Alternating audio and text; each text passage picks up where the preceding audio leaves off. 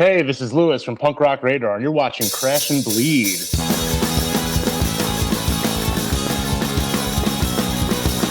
So, Lewis, when, where, and how did you discover this crack rock steady music? I imagine it was quite impactful when you discovered it for the first time.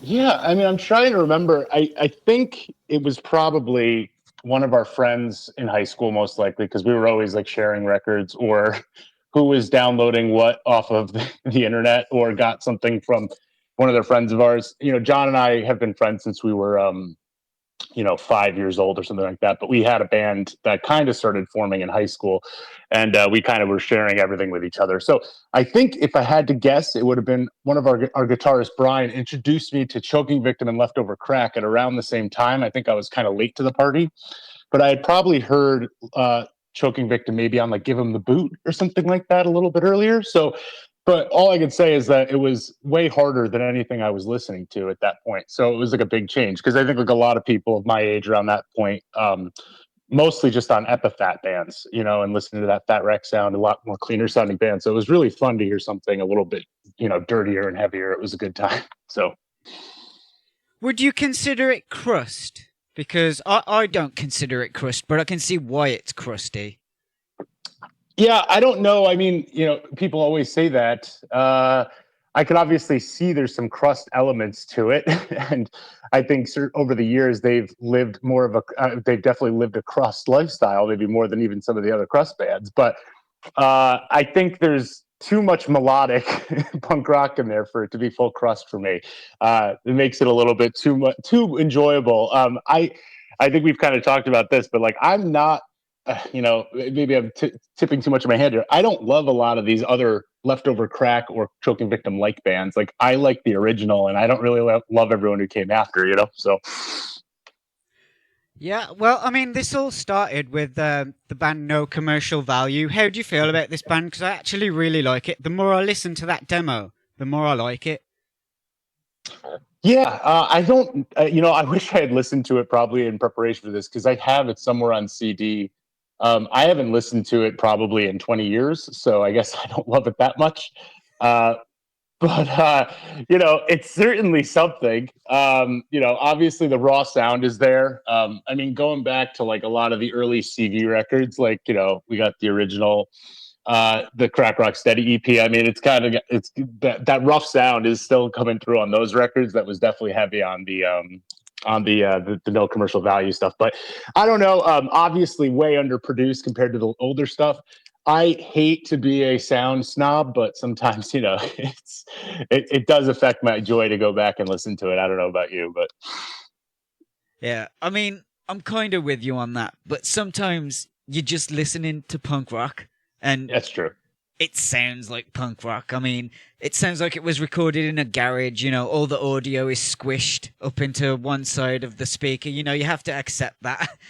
Then, it sounds awful, but some hardcore records are like that, and there's some great songs on there, It's true. I think I got a lot more judgmental about this stuff, like after, like, because we had a band and like we recorded stuff, and I was like, well, if we could make a record that sounded halfway decent on like no money, I was always a lot more judgmental of crap I heard after that. I was like, come on, guys. I'm like, get it together. But, I understand.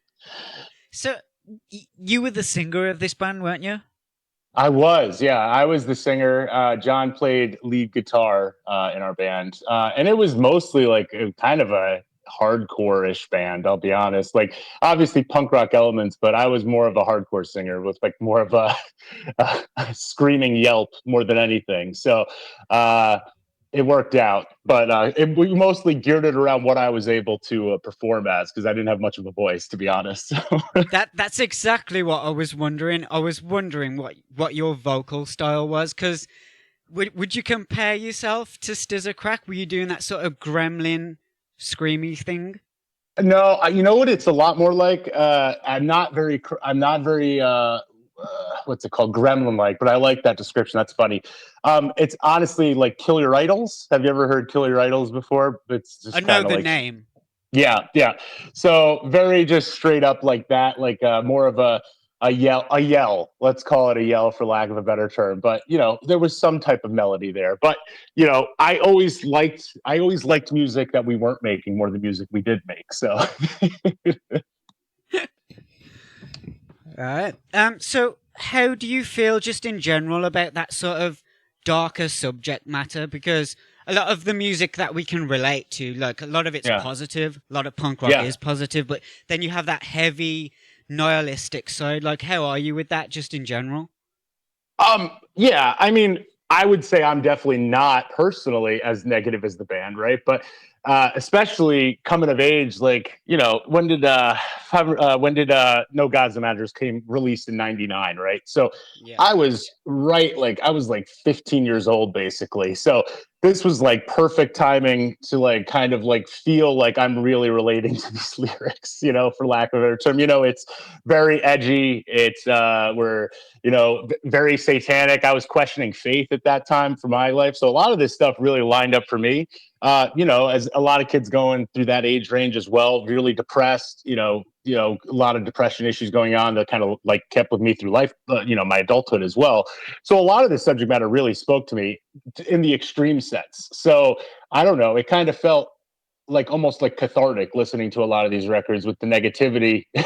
I don't know how to explain it otherwise. It definitely maybe not the best mental health you could get, but it was a good feeling when I was like 15 and kind of angsty and angry. So Well, so I know you haven't listened to that demo for roughly 20 years, but yeah. were you a fan of Olivia? She was the second vocalist back then. Uh, Not really, I guess. I mean, I'd be honest, like I know I don't even really remember her too much. So I'm sorry, I should have prepped better to give it a good listen. But it's I mean, it never really rung out to me. And we'll probably talk about Leftover Crack now and like where they've kind of evolved. And I kind of don't love the newer stuff where they're kind of doing a dual vocal approach or like, and they're bringing back in the feminine vocals on this stuff. I mean, I'm not trying to be anti, diverse on the songs, but I don't know. It's always a very, uh, man, jarring mix. I don't know where I'm going with this thought. I'll be honest. Like compared to that record, it's night and day with this new stuff. But yeah, I don't really have much to say about the original record. So I mean, what are your thoughts? Well, I was curious, since you have a laptop there, do you want to check out one of Mhm. those songs just to get Yeah, refreshed on it? Yeah. yeah. Let's do that. Yeah. All right. Let's give it a shot. Been a long time since I heard this. So So, Stizza says none of these people in these pictures are actually members of the band. That's crazy. let's hear this sounds. I love that I got headphones in and I'm listening through the computer, so I'm getting the ultimate experience of low quality on the music right now. So it's good stuff. Yeah, but it's about as I remember it. Yeah, there's some classic ska elements there. Yeah. Yeah. I mean, yeah. It's not that bad. I mean, it would definitely not be my go back to. I think I'm gonna still always go to No Gods No Managers. The first one that would really get me going, but it's pretty cool. Yeah, this one came back later, didn't it, on Constructs? Yeah. I was trying to think of it. Is this like Fiesta Crack? Let's have a look here.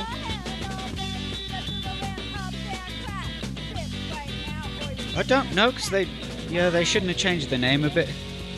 I think it's Polyamor Fiesta Crack, is my guess. Yeah, that one's track 10, that might be it. Yeah.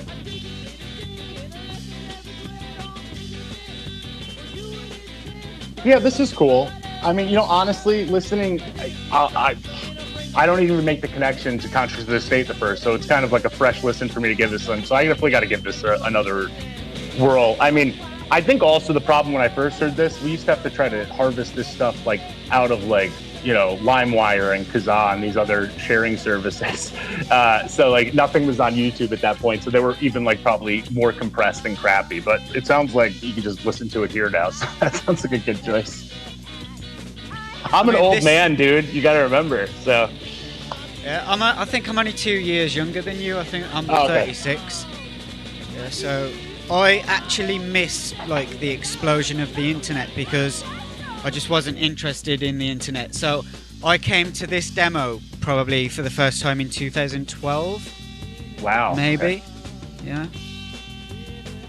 Yeah, I think I probably have this on a burnt CD somewhere, and threw it into the car one time just to give it a few listens, and then just kind of moved on. But it's definitely got some good vibes on it. So and yeah, I mean, I honestly, I'm like kind of blown away right now. I'm like, this is the stuff that circled back on a record 25 years later. That's pretty awesome. So and I love Contracts to this day. I'm sure we'll talk about it at some point. So it felt like a really good change to the band, and it's kind of fun how it's coming full cycle. So it's cool.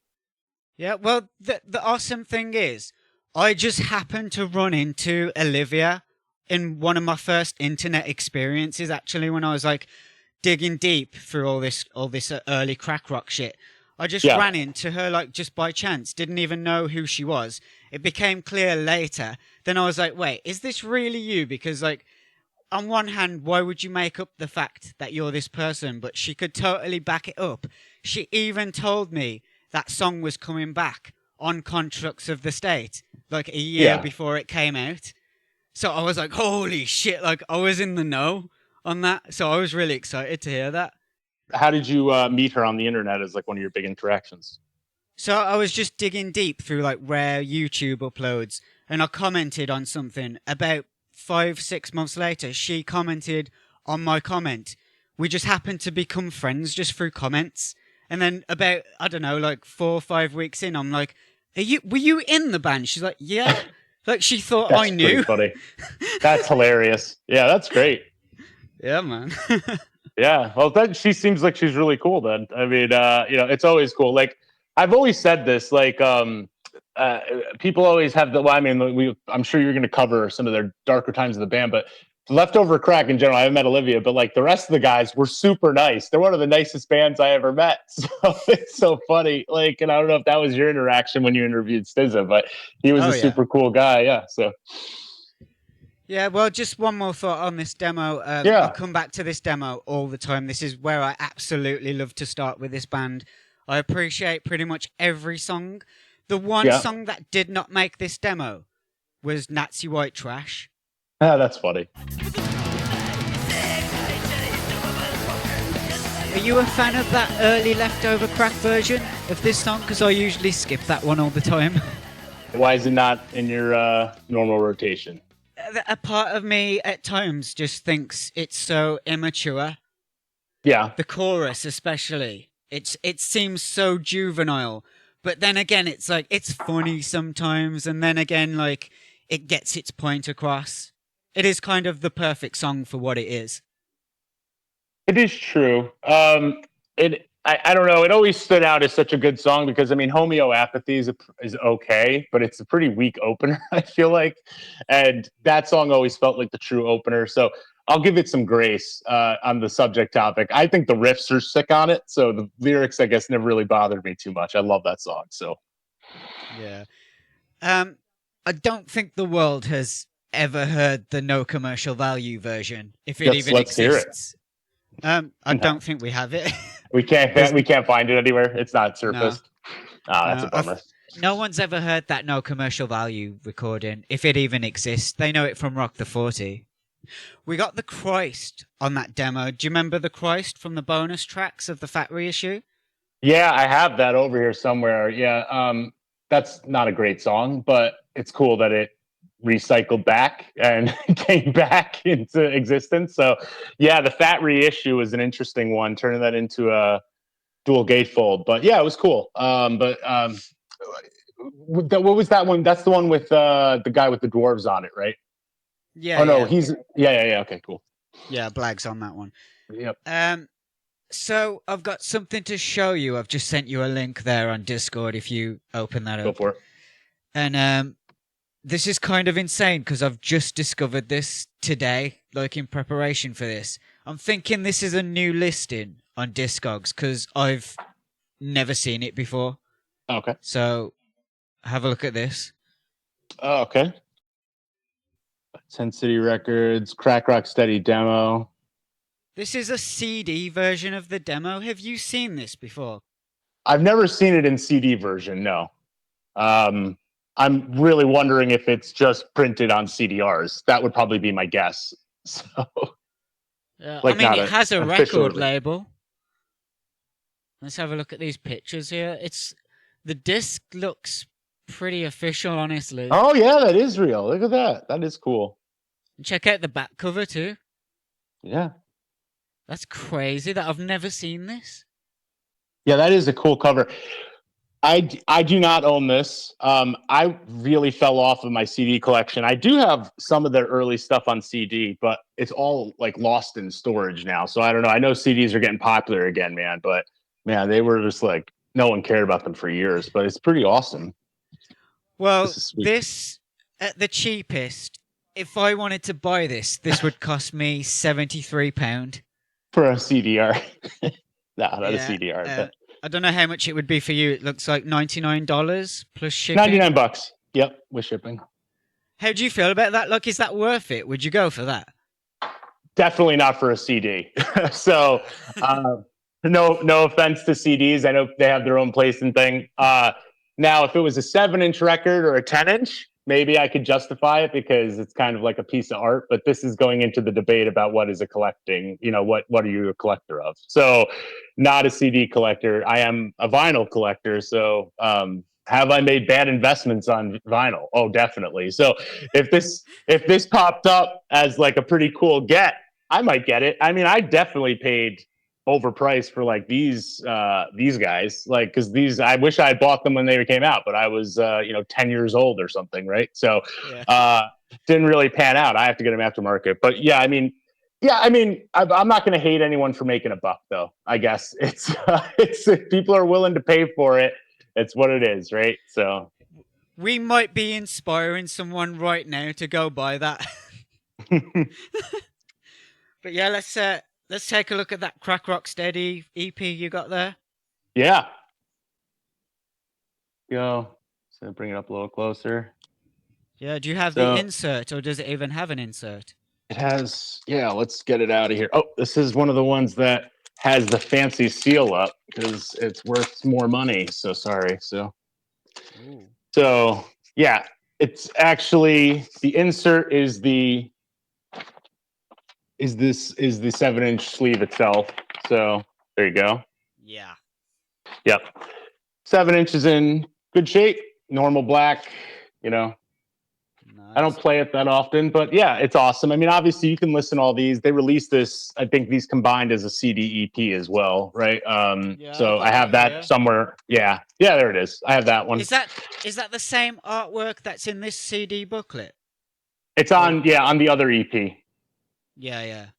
Yeah, they just kept that label off of the this is the Squatter's Paradise cover, basically. So now, what are your feelings on this set? Yeah, I mean, I was gonna see what your feelings on these EPs. Like, I haven't spent a lot of time with the No Commercial Value, granted, so I should do that again, to get caught up. But feels like a pretty big jump to these records to me personally. So, what are your thoughts? Well, I do love this early stuff. I think Infested is probably the most iconic squat punk track, the most iconic ska punk track, really, for me. I agree. And it is shocking that one kind of fell to obscurity for a while, kind of lived in their older back catalog and didn't make it to the major release. But it is an amazing song. And God, I love the re-record version that they ended up doing as Leftover Crack as well, because everything always comes back, right? So it's all good. Well, okay, so how do you feel about the name change? Because technically, Stizzer even says, like, this is basically the same band as No Commercial Value. They've just changed their name here. How do you feel about the name change?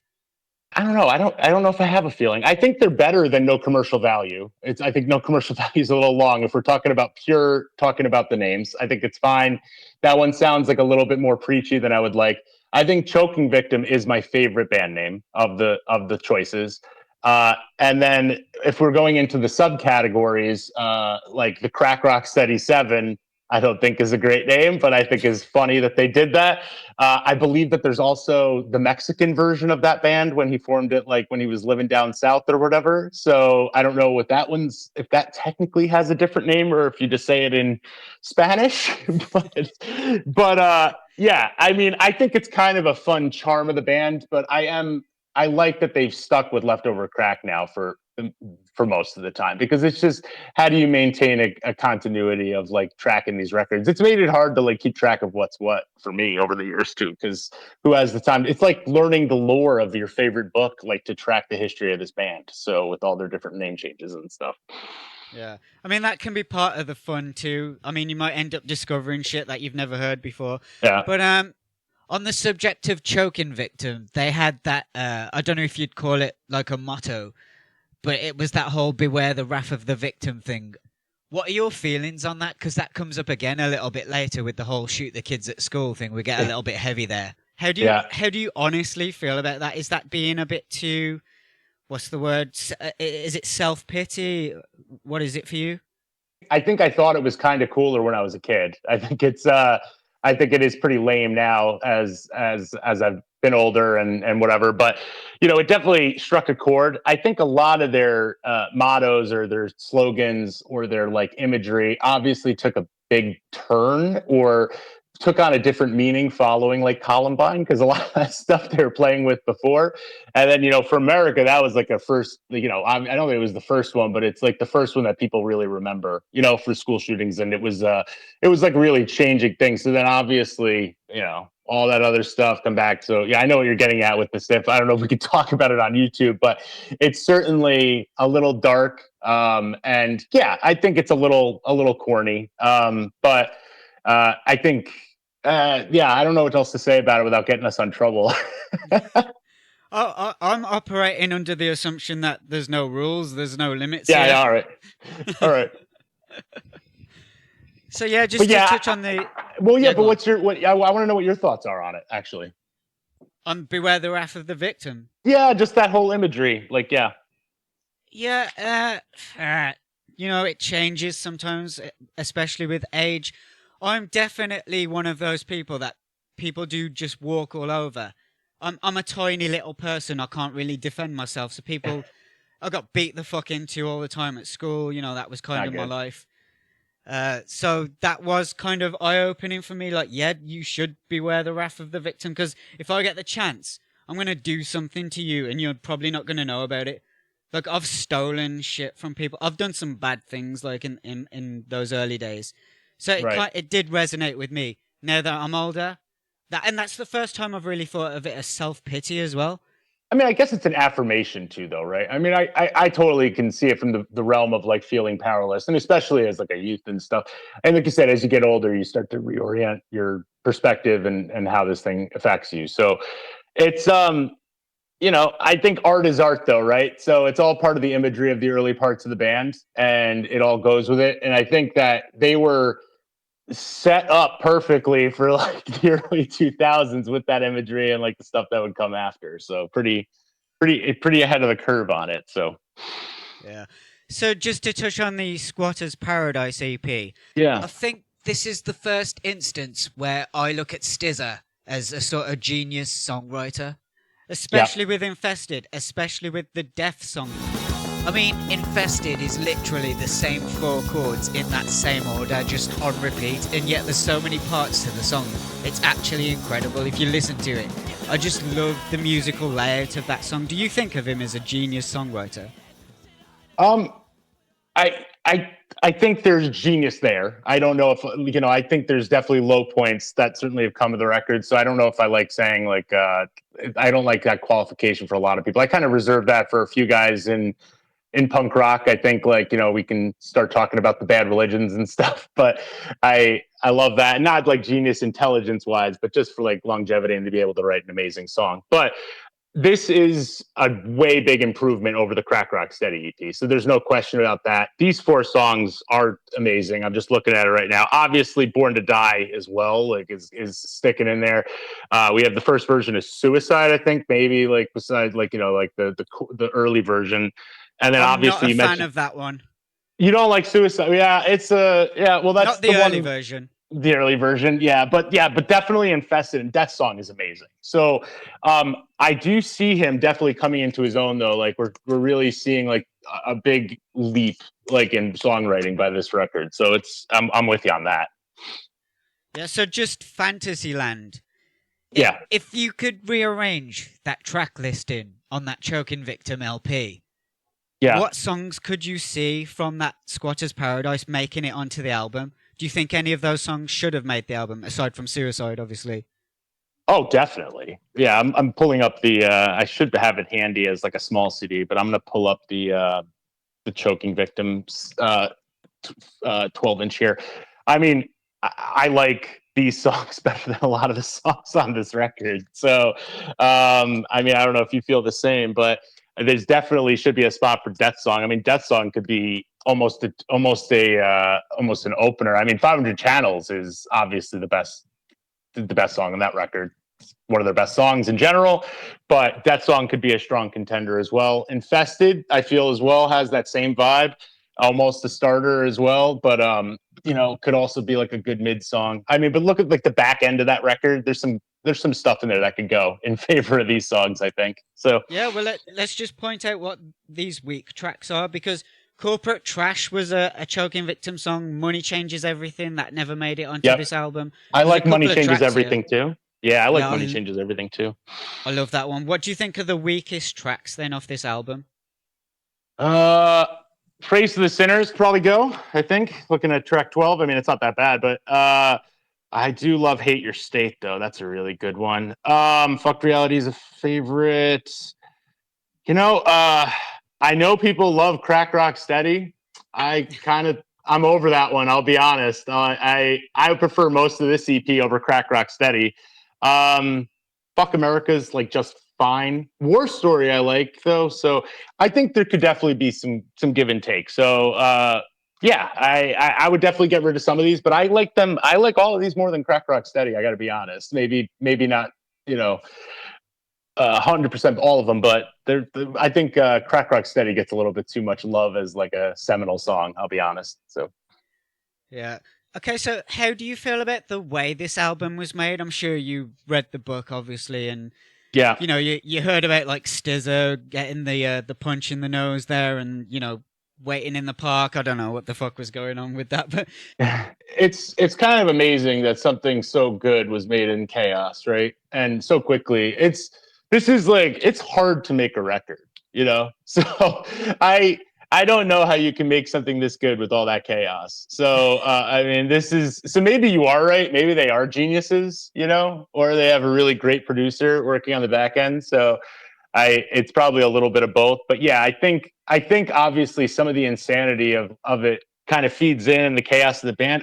This record has such a unique sound, right? Like it just feels like a capsule in time for me too, and it sounds freaking great compared to their other stuff. So yeah, I just personally think it's amazing that it happened in general, and I'm so glad that it did because it's one of my favorite records of all time. So yeah. How do you feel about the Hellcat involvement early on? I mean, they were sending people. They obviously sent Brad Logan to sort of monitor the situation. I guess he was kind of acting as an undercover agent for Hellcat just to make sure everything was going smoothly. Yeah, just in general, how do you feel about Hellcat's involvement? Because obviously that's going to come up later. yeah, I mean, you know, it's they're trying to give him an opportunity. I guess I'm not going to back the corporate, you're a Tim Armstrong fan or anything, but they're trying to protect their interest, I suppose. So whatever. I mean, Brad Logan being a spy or whatever ended up working out for them long term, right? So he ended up being a long term member of the band, and I mean, he's kind of like an original member anyway, right? He's kind of like floated in and out or whatever, and then became those official things. So I guess I don't really have too many feelings about it. I think it was obviously good that they came out on Hellcat because a lot more people got to listen to this record and it got pushed even if they broke up like the same day it came out or whatever. But it's still pretty cool, right? So Yeah, and obviously Stizza came up with the Leftover Crack name, like in the fucking 500 Channels song. Was that even on the demo? Was that in the demo version of that song? I'm trying to think. Leftover Kazakh. I don't know. Should we just listen to it? Yeah, if you have it handy, let's do it. Yeah. Oh man. All I don't know. Dirty feedback. I don't know if I've heard this before, or maybe a long time ago. Oh yeah, I've heard this. Yeah. Okay.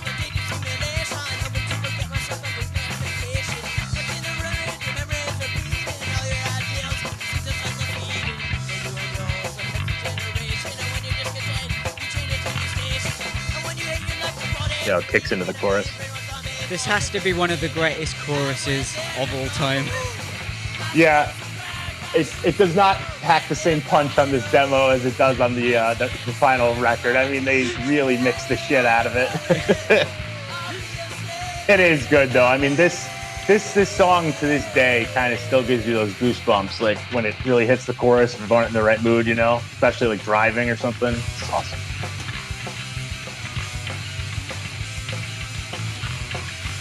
Oh, okay.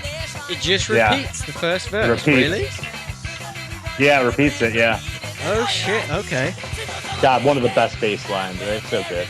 Yeah. I mean, every single fucking show that Stizza plays, someone is yelling out 500 channels, 500 channels. He's never going to escape this song. No, he won't. It's very funny. I don't know if you know who the Stupid Henchmen are, but they're like a crack rock band. They were friends of ours when we were younger, and we played shows with them and stuff occasionally. And they sound a lot like Leftover Crack, you know, essentially. And they opened for them, and they used to perform this, and then they still played that cover when they're opening for the band, which is very funny. Like, you know, like we're gonna cover 500 channels before like the real band's gonna come out and play it like 20 minutes later. Pretty hilarious to me. Yeah, I mean, this is obviously inferior to the final product that we got on the 12-inch, but not bad. Like, you can definitely see where the sound was. I mean, obviously the jump up between those early EPs, I think on Slaughters, this definitely sounds more like the Crack Rock Steady EP. It's not on there, but it sounds like that era.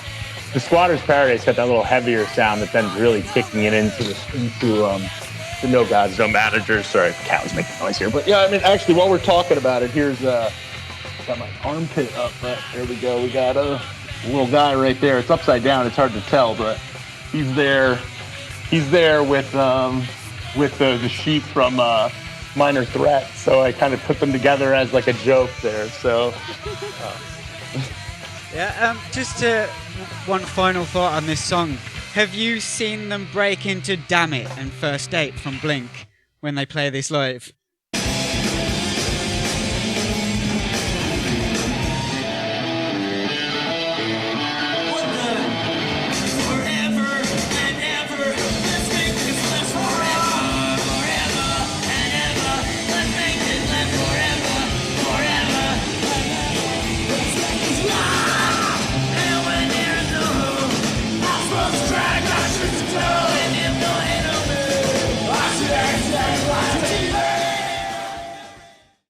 I have not, but I could totally see that. You've seen them do it? They probably done it live a bunch, yeah. Quite a few times I've seen that. It's actually, they start playing Damn It. The band plays Damn It, but Stizza sings the lyrics to First Date. That's really funny. Yeah, NoFX used to do stuff like that too, so I don't doubt it. That's pretty hilarious, though. But yeah, the vibes are definitely there. I mean, they're all the same 3 chords, right? Isn't that punk rock? So we're all good. Yeah. So. So, No Gods, No Managers LP, the way that it ends is with that big sort of metal Living the Laws track. Yeah. Were you already a fan of that style of music? Because that's damn near death metal. I mean, I don't know how you categorize that. But, I mean, what would you call it? It's like, there's grindcore elements sometimes, there's, I don't know, death metal. Seems like the correct word. I'm really bad at categorization because, like, you know, hardcore is apparently everything, so everything can be hardcore, you know? So it's just, Depends, but yeah, it's definitely got, some death metal vibes, right? And but it's still got it goes back into like more of the sing-songy parts of it. I actually love Living the Laws. I think it's a great song and actually a really strong closer. I kind of love those weird little breakouts with like lights are out and no one's home. Like I love, it's such a good song. So I had no qualms with it. I tend to like that one some more than some of the other ones that they put on later records. I think some of their metal stuff is just totally cacophonous and discordant just to kind of be so. And I kind of think it loses some of its value in that sense. For me, personally, because it's just not my favorite style of music. So things can get too heavy for you? Definitely, yeah. Yeah. Yeah, I know there's people that really love, like, I would never listen to Cannibal Corpse. No offense or anything like that. It's just not for me, like, and I'm not hating on anyone who likes that type of stuff or likes any type of grindcore, death metal or any of that thing. But, I think I do have a little bit of a line of like, I got to kind of enjoy the, it's got to be sonorous, at least to an extent for me to kind of enjoy the song, Yeah. And that song is pretty fucking groovy when the ska parts Yeah. come in. It's like that Awesome. dirty ska sound. Fucking love that, man. That's so good.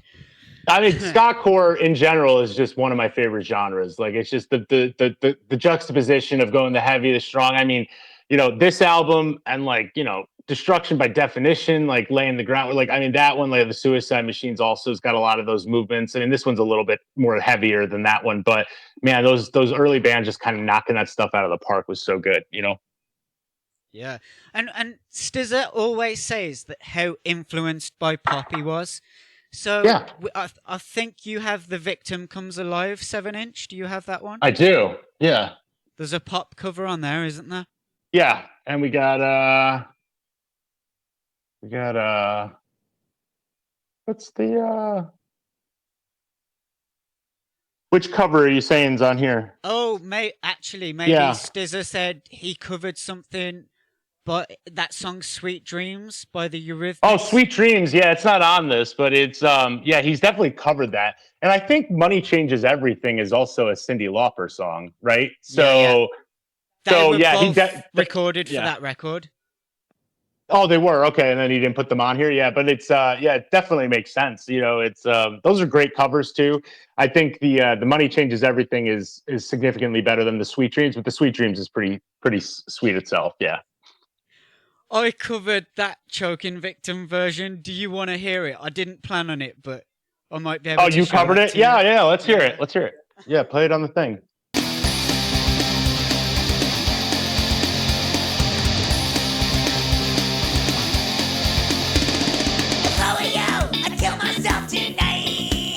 You did something wrong and you know it wasn't right. But money means money, you're the fit in the jazz. It's gonna touch you at the best. You know there's nothing to protect you, but life is such a long life. There's no one you can trust because money takes everything. Yeah, money takes everything. Think you know what you're doing, but you don't know a thing. And life is such a long life when there's no one you can trust. Yeah, this is cool.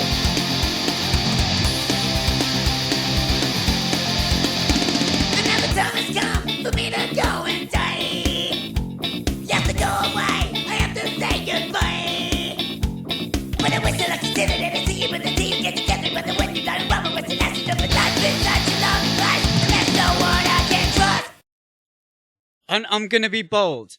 I'm gonna say that I like this version that I did better than the original. No pressure on you. You don't have to say anything nice about this. Well, this is the thing is I'm the nicest member of Punk Rock Radar, so it's okay. No managers, just disasters. Yeah, usually I go by the name Disasterbation, but I've changed it to Joking Victim just for this one album. So then this is you doing the drums, the guitar, dub, everything? Yeah, the drums are programmed, but everything else is me playing. That's awesome. And then that's you singing, obviously, right? Too. So yeah. And is that like your normal voice, or are you doing an affect to kind of like match the tone of their songs? put a little distortion on it, but I'm trying to just be stizzer. Yeah, So this is better than the original, I think. I agree.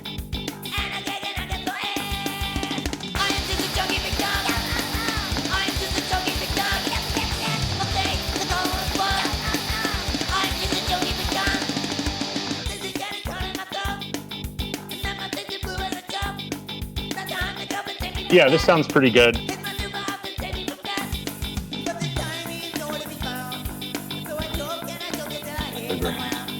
This is pretty cool though. So this is just kind of like a passion thing that you do on the side. Yeah. Sweet. I Isn't it cannot amazing that you guess can record at home now, right? Yeah. This is mostly at home, right? So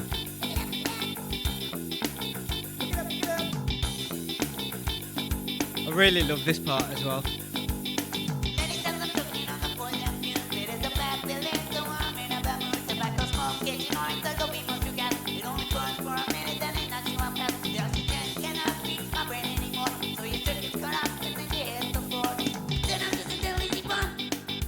disasturbation. That's funny.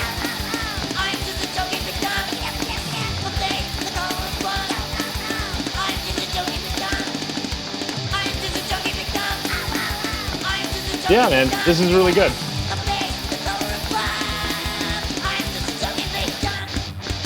Yeah, it's Yeah, pretty man. sweet.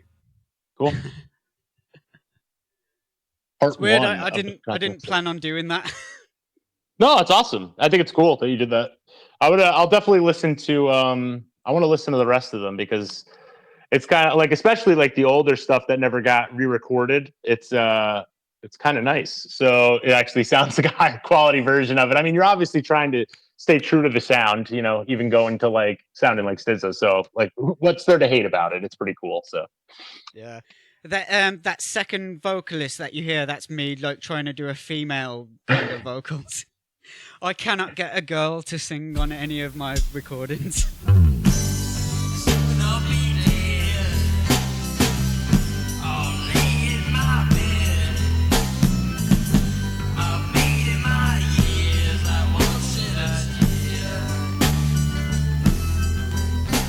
Well, the song Soon Will Be Dead, which was actually written around 96, 97. So that's kind of interesting because that one comes back a little bit later. Have you heard Always comes that back. original recording? I have not actually. I didn't even know that one was an old one. I guess I should have known. It 2000. When did Fuck World Trade come out? 2004 originally, Yeah, right? yeah. So it really wasn't that far ever. Yeah. Okay. So yeah, I mean, do you have that one on deck, ready to share? We could listen to it. I have not been able to find the original. So apparently, Stizza told me the original recording was just acoustic. But Okay. the version that we get at the end of the Fat reissue, that's the sort of rejected From Choking Victim, kind of, I want to say the first real Leftover Crack song. Might be Soon Will Be Dead. It's a Yeah. 4-track recording of him playing the drums and sort of backing instruments. It's not very good, admittedly, but I do actually like some elements of it, and I do love the Fuck World Trade version of that song. It's one of my favorites. It's good, yeah. It's like the type of song that like is designed for like John to hate as well, like because he used to hate the World Inferno. So I actually think this is. I feel like even if you don't like the World Inferno, you could probably get behind their addition to that record. It's really good, and definitely a nice change of pace in that record, even if it comes a little late on the back end. But yeah, it's awesome. Yeah, I would be really interested to hear the acoustic version. I'll be honest, I had no idea. I kind of felt maybe that was something that grew out organically of their like friendship with World Inferno. You know, I didn't think it was something that had been previously written. It felt like something that was organic from maybe like knowing them, because I know they were all part of the same scene, you know? So Yeah, I mean, it's ahead of its time in a way. For at least 96, 97. Definitely. Yeah, and World Inferno, I don't know when World Inferno started. Late 90s or something, or mid 90s. They might have been around, but they used to put on a great live show. So I don't know, maybe they did think about it within mind, but who knows? It's interesting. If you ever track it down, I would love to hear it if it exists, you know. So Yeah, hopefully we can, but I've got to Right. say World Inferno is one of my all-time favorite bands. I'm just going to throw that Oh, out you are? there. Yeah, they're awesome. Yeah. I Fuck, like them, so you can disagree with John. I used to love their like they used to just give away their records for free on their website too, like back in the day, which was really cool. You could just download the CD, and then I think that probably changed as they became a little bit more famous, I suppose. But that was pretty sweet in the beginning. You could just download it. I mean, it's really sad that he died.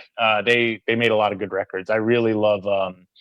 Red Eyed Soul is like a really good record. I love that one. So Man, I don't remember ever hearing you talk about that band. I did not think you liked them. oh yeah, I like them. Yeah, just before we get out of these early days, I did miss something that I wanted to show you because this is really Sure. cool.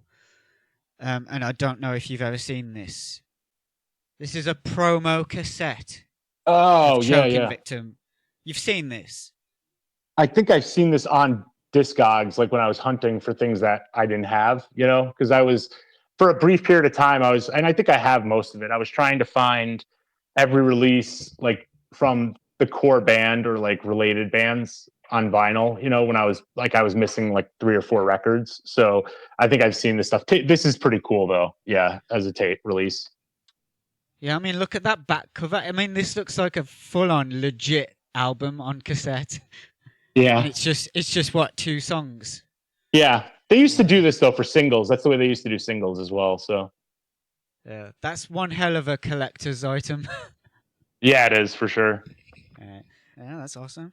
All right, so moving on to Rock the 40 Ounce, the first real Yeah. leftover crack release. Is it the first, or was there like a little demo thing before this? I'm sure there was probably a demo, right? There's always a demo, Maybe. but this is the Yeah. first one that I remember as coming out as their coming out party, right? So this was released as a 7-inch, obviously originally. There's that was the reissue, right? That came out on CD, the deluxe edition with the 4 tracks and stuff on it. It's pretty cool. Yeah. Yep. I This have that one at home somewhere, but yeah. this cover, this is the I think Yeah. there's a story here, isn't there? This is like a school shooting cover or something along these lines. Yeah, that is the kids. Those are the Columbine kids. Their heads superimposed. Those are the kids who shot up Columbine High School. Those are their heads superimposed on, you know, some bodies. And I believe that's that's a school. That's a shooting victim in the background, I believe. So yeah, they're obviously going real dark here with the imagery. So Yeah. that's Dylan Klebold, and I kind of forget the other guy's name, but yeah, whatever the shooters were in Columbine. So.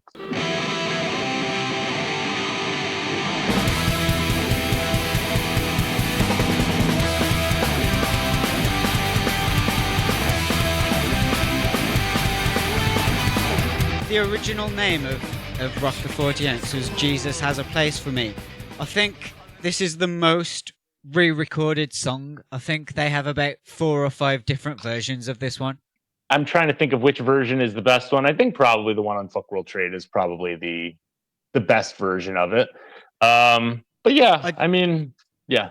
I do wish they would have included that lyric that was changed in one of the early versions about check your head for lice to make the weekend nice, just to get that early reference to Infested back in there. That's a nice little callback for me. Yeah. It's definitely a good one. I'm looking at the track list right now. Muppet Nambling's on here too. I always forget about this record, to be honest, because it kind of just folds into the background. And I don't know, is this one actually? Oh, this one's probably on Spotify again, right? I don't know. For a while, I've a lot never of their used it in my life. Okay, I got to check. A lot of their stuff disappeared on Spotify for a while, so it was hard to track down what was out there. Luckily, I have most of my stuff because I'm an old man, still like on CD, like SD card backup. But yeah, this is. I mean, obviously, we're looking at the groundwork here for mediocre Generica, right? We got Nazi White Trash, STI, no Muppet Namblin', but the Good Bad Leftover Crack, and then those ones kind of blend in the background. One comes back later on the other one, but yeah, this is such a good EP. This is like a classic of I think I don't know when I got this one. This is not, I don't think it's at a first pressing, but I definitely bought this around the time that it came out, so early 2000s. So pretty awesome. Okay, so like I said, I kind of missed the explosion of the internet, so I didn't get to buy some of this stuff as it was coming out. I came to this when CD prices shot up through the roof. So this was around 70 to 80 English pounds when it was out. I did not pay that. Randomly, one day, it came down to like £10, and it was the only copy on the whole internet for that cheap. So that's how I got this. Shit, man, I got that CD at my mom's house. I got to go get that and sell that like as soon as possible. Why are there so many songs about rainbows and who gives a fuck anyway? Rainbows are stupid, they only remind me that my life is thick with decay.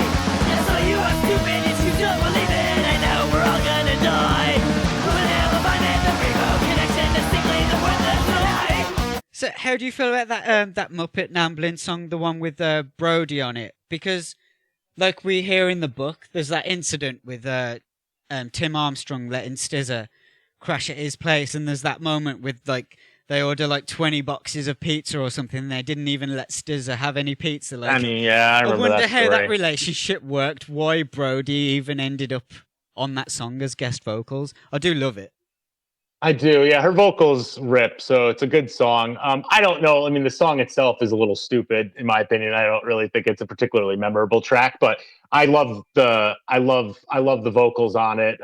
Otherwise, like it's definitely not in my top tier of Leftover Crack songs, but definitely interesting. And we're definitely hearing that early like dual vocal sound that definitely becomes a sound later on, right? So it's kind of cool that he was doing it with Brody, and obviously wanted to mature that sound definitely with Star fucking Hipsters later, and then of course now with like Leftover Crack basically being a dual vocalist band. So it's definitely something. It's really sweet to see the evolution. I would love to see, no offense to the current Leftover Crack lineup, but like a Brody Leftover Crack lineup again would be pretty awesome. That would be pretty sick. Like a little, just even like a couple mashup.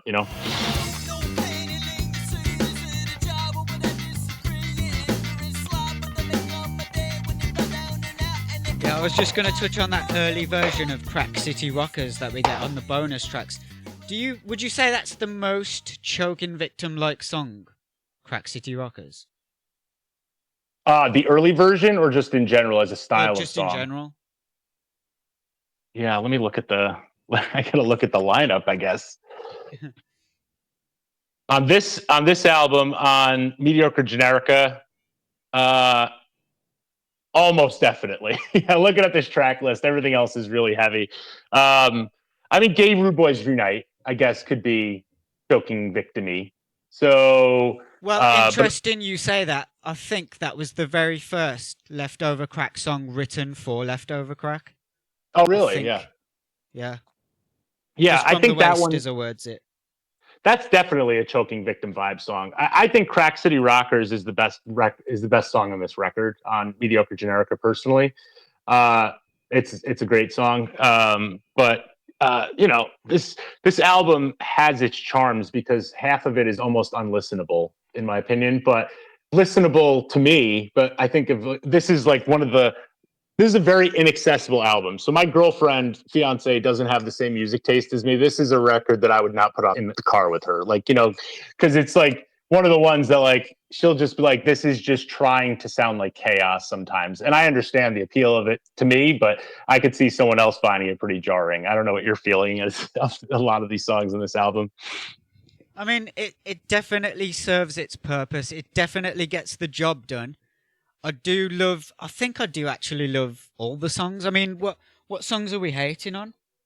I'm not hating, I guess. Well, like, I mean, there's a lot of wasted space on here, right? So, like, well, the interlude, I mean, NC doesn't really add much, I don't think, right? With this Burning in Water, I mean, is okay. I mean, they're just okay. Some of the songs are just okay, is my feeling on some of the back end. Besides Crack City Rockers, I think Stop the Insanity is okay, but we had heard it on the 7-inch already, so I don't know, maybe I'm being a little bit of a hater, but I think that was kind of the intent of this record, right? Was to just make sure that some of these got released in general as a full length, right? Isn't that kind of the story of this one? So yeah. It is like a glorified, like, let's put together a bunch of songs. So I guess I shouldn't hate on it too much. But I think I will say that I like this record a lot, but I am happy that their subsequent records have a lot more structure and cohesiveness across them. I think this is just a very not very cohesive record, if I had to say it. So, How are your thoughts on the re-recording of Born to Die? I actually think it's pretty good. I mean, did it have to happen? Probably not. It doesn't really feel that much different. It's their cover. It's one of their upgrades that I think I prefer the original. So, Well, that's why I brought it up. A lot of people just Yeah. say they butchered that song.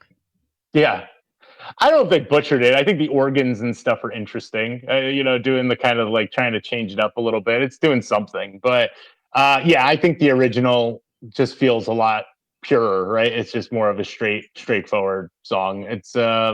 It doesn't add much to have it on there as a re-recorded, in my opinion. So. Yeah. So this album actually contains my all-time favorite piece of music. Go It's for actually it. the classical music, Canon Oh in yeah, D. That, like, I could write a million songs in that sort of structure. How did you feel when you initially heard it? Because obviously it takes you out of the album a little bit. It's like, whoa, what's this classical music about? yeah. It was like one of those things when I was younger. I was very confused by it, but when it kind of starts ramping back up and then feeds right into Crack City Rockers, it's like the best moment of the record, is it not? Like it just yeah, it just really just like hits this crescendo and then just comes back in with the guitars, and it's just absolutely brutal. So that was always my favorite part of the record. Like I'm thinking about it right now, and I'm kind of getting like amped up, like. Like I'm kind of getting like that vibe, like that I would get to when I listen to it. Like I remember listening to this on CD because if you skipped forward, you listen to this song, you just get like the 3 or 4 seconds of the piano before it kicks into it. So I remember every time I would hit like hold rewind to go back on the track to get a little bit more, so that I could get a little bit more build up to it. Silly if I didn't feel like listening to the song before. So I covered this. I played the classical guitar. Like Yeah. the actual, I had to learn it one Like bar at a upright? time. Oh, okay. No, it doesn't have to be upright. I'm just I think saying, some like, people play it like that. I'm saying like using all 6 strings of the guitar Okay. to get that classical melody. Do you want to hear it? Go 'Cause- for it, man. Let's hear it. Let's do a little share and tell. It's good.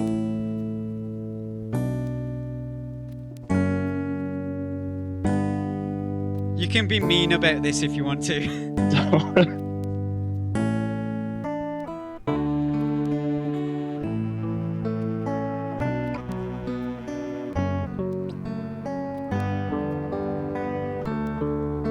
I always felt like this had to be like Ezra influence on this record. Maybe. I don't know. I would be interested to know, because obviously they do a lot. Like his stuff is a lot more going into like the weird realm of this stuff. So I actually think this is pretty groovy. It's good stuff.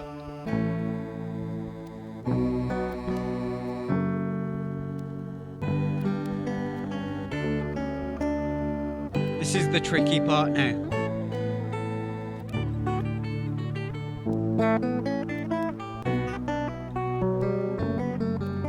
Stumbling through it a little bit, but it sounds okay. It's a tribute record you're making for free, so it's all good. I want to hear who gets into the build-up, though. I think I could probably play this a little bit better nowadays.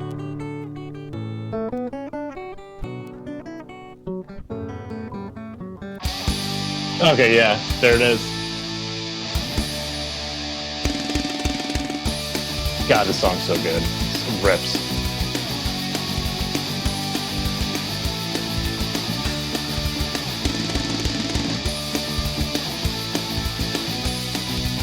Let me know how you feel about the vocals on this one. Yeah, let's hear it. No panhandle in the city, see the job, but I disagree. Ignorance stops, season me comedy when you found down and out, and they full of lies and fill you with doubt. You might be a skater, you might be a punk, just give us a quarter so we can get drunk. I think I like your vocals better on the other record, but it doesn't sound like too bad here. This is better, I think, than the verse. This sounds pretty close. A lot of the problem is like I think trying to match his on like verses when you actually hear his voice is like his cadence and the way his like delivery is so distinct. It's hard to like match it completely, right? So like even like you said, no panhandling. Like the way he kind of says it is like no pandling. Like it's like almost like one word, you know, like but you can still know what he means. I don't know. Well, It's cool though.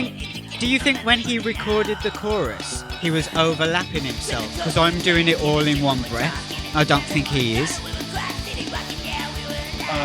I mean, it's hard. I have to listen to them all again to see, but I mean, it's not uncommon to double up vocals, right? So, I mean, I'm sure some of the sequences certainly have it, but yeah, doing it in one breath is definitely difficult. It makes it hard for sure. Oh, that's you doing what's his name's part? What's the character Popeye. guy? Popeye, I can remember it. That's funny. You did his part too. You were honoring everybody with these records. This is pretty funny. So you're just doing the vocals in one. You're not doing one take though. You're doing like you're punching Not it for the out, whole right? thing, just like it's all one take for that chorus. Oh, okay, yeah. Well, yeah, because you can't. It's too fast. You couldn't punch it in and out. Yeah, there's like no breaths.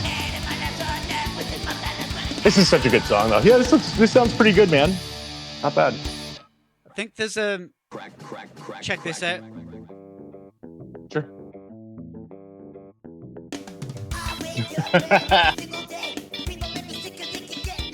The drug song.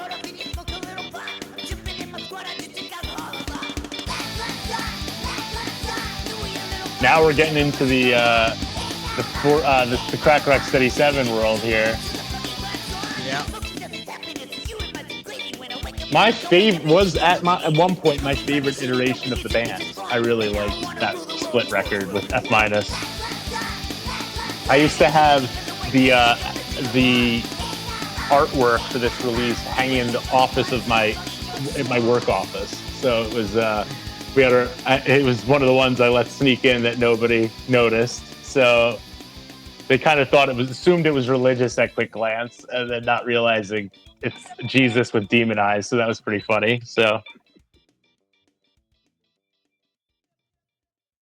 Yeah, that was another happy accident. I didn't mean to lead into the Crack Rock Steady 7 there, but do you think any of those songs were written around this time? Because I just noticed, looking at the Rock the 40 Reloaded, the bonus track, Nobody Is Free, recorded in 1999, that comes back on the Crack Rock Steady 7, so that's interesting. Yeah, I don't know. I mean, they could all be, I don't know, the Heroin or Suicide feels like the heaviest song, so I kind of feel like it was probably newer-ish, but it's such a good one too. It's my favorite song on this record. I think the drug song is my least favorite on this record. No offense. Did I make it better? Maybe. I don't know. It's like putting lipstick on a pig, if you want my opinion. It's not that good of a song. But I mean, the rest of the song is fine. Like Nobody's Free is okay. So You Want to Be a Cop obviously started as a Morning Glory song, which is like another thing that kind of happens with this band is kind of like the fluidity between their records and stuff at this point in time too. Do you have that CD? That first CD? No Time to Sleep? Yeah. No, I believe that I only released as CDRs. I haven't confirmed that to be true. Like it was like an independent release. I don't know if I've never seen a CD with the artwork on it, to be honest. So it may very well exist, but I've not been able to get one. I do have, the Whole World Is Watching CD, that one that came out, the original release, and then also the re-release, but I was never able to get, No Time to Sleep, on any format. So yeah. So You Want to Be a Cop, that was on that album. So which version do you like better? I think this version's better. I mean, that Morning Glory record is okay, and it's definitely got some potential in it. But that's a mess of a record. Obviously, it's obviously them like demoing out a lot of stuff. There's definitely some gold on there. Like I love obviously Gang Control, the original versions on that one. And Want to Be a Cop. Like, so it's really good record, but it's very rough. And I love their subsequent stuff. I really love Morning Glory. I was a really big fan of Morning Glory, like right to start. And I think by their EP, they really got a really good sound and really stood out differently from Leftover Crack, So.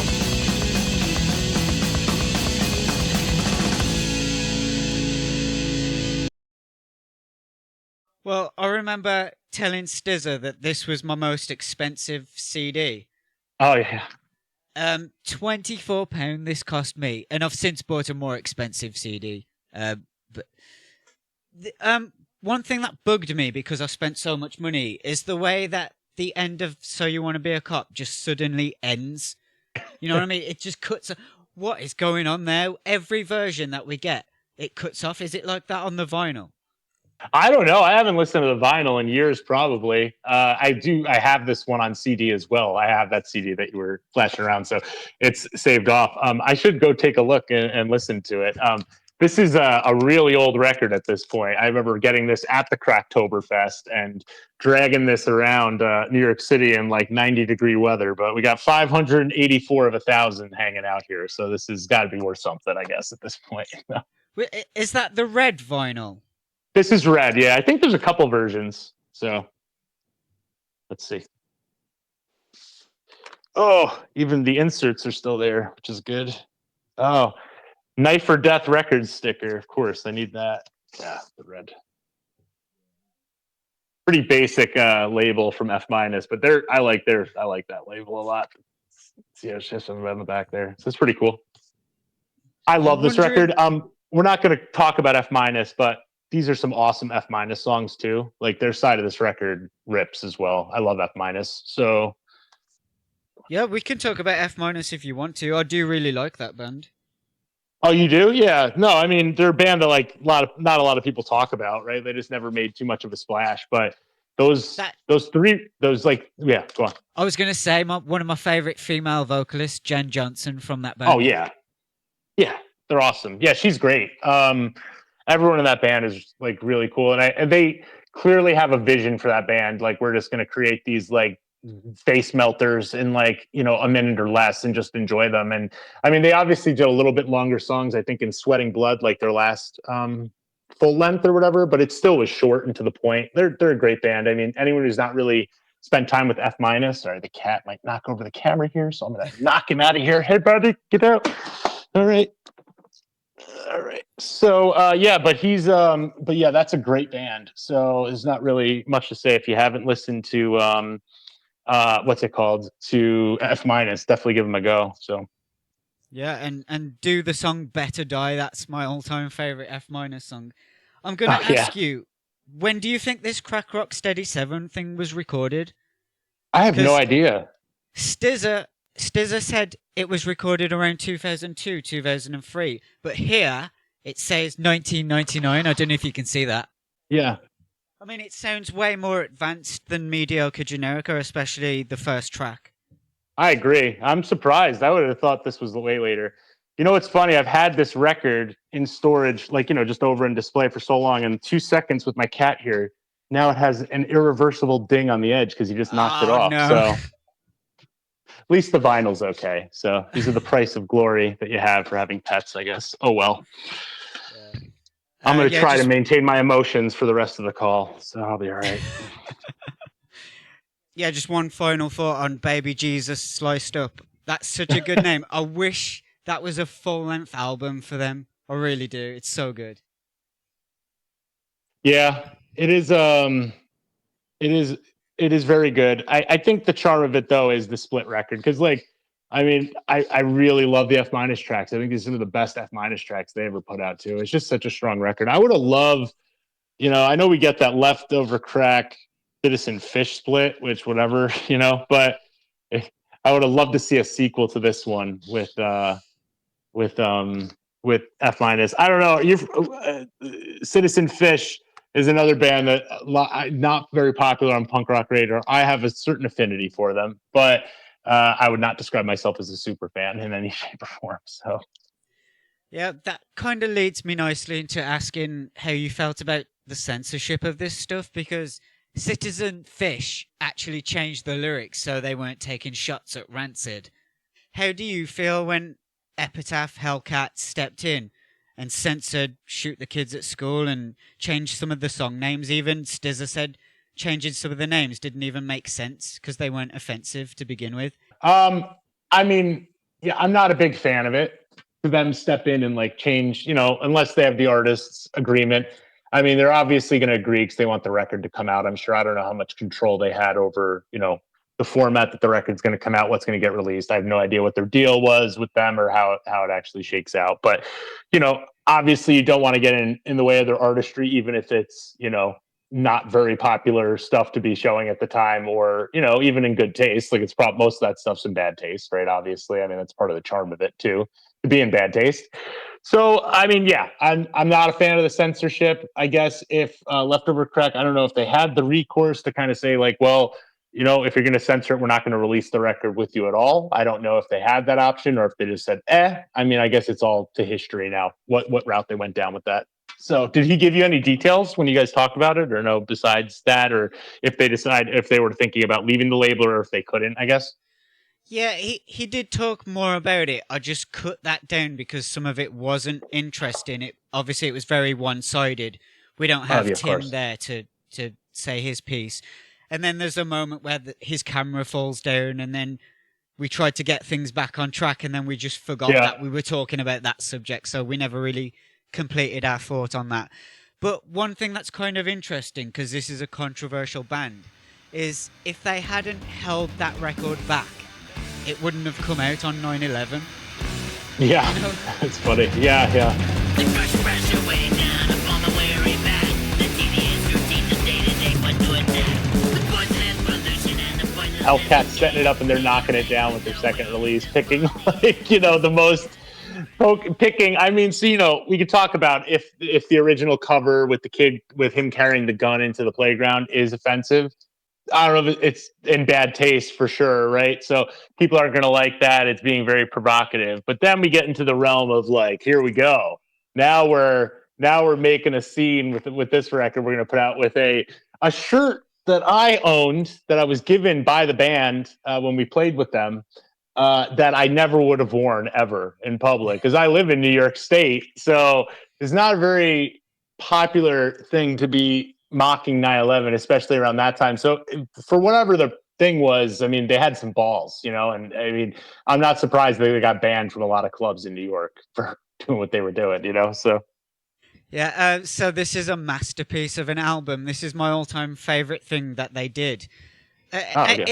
It's weird because I do think of Choking Victim as my favorite band of all the bands. But because obviously I don't think you can beat like Infested and 500 Channels with these tracks. Those are the strongest tracks, I think. But as a whole album, an all-round album, this is incredible. Are you with me on that?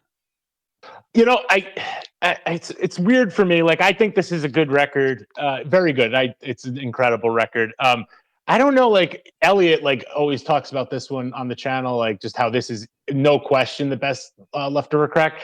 I think it's good. I think it has a little bit of fluff in it, but I think it is a very good record. I don't love that there's a lot of re-recordings on it, as it's a lot of older songs coming back, and it's actually interesting. Like, I forget who I was seeing. I was like seeing the Stockyard Stoics in like Brooklyn in like 2004, like right before this record came out, and it hadn't released yet. And Alec, the bassist from the band, was there, and I'd met him a few times, and I was chatting with him, and I had said something like, he's like, I was like, I heard some of the tracks online because they're all leaked and everything. And he was like, people said we made too many of the same old songs. I was like, what are you going to do? And I mean, that is true. I mean, there's a lot of old songs on here, but a lot of good stuff, right? I mean, so you're looking at the apex of a lot of these older songs coming back. So Leftover Crack is it always comes back type story, right? So we've kind of hit that beat throughout this whole thing. What's your standout on this one? Your favorite song? Let me take a look here. Because I think the whole album, just all round, is my all-time favorite. But, I mean, a couple of things I want to touch on. Life is Pain, the bass line on that one is one of my all-time favorite bass lines. It's just so fucking good. Yeah. I gotta say, it was the song Burn Them Prisons. I watched a clip of it live, and seeing the audience all sing along on that ending. We'll burn the place down. We'll burn the police in the Titan in the magistrates. We'll go to every town and burn that fucking prison down. I was like, man, this is so good. That inspired me to buy the album to begin with. Gang Control, I'm not really loving it anymore. I've heard it too much. I think the Morning Glory version is slightly better than this one, to be honest. So I don't love this particular version that much. So Via Sin Dios and Feed the Children Books of Lies, along with an older track, Atheist Anthem. Those are my favourite rhyming songs. That's one thing that contributes to me thinking of Stizzer as this like genius songwriter, you know what I mean? yeah.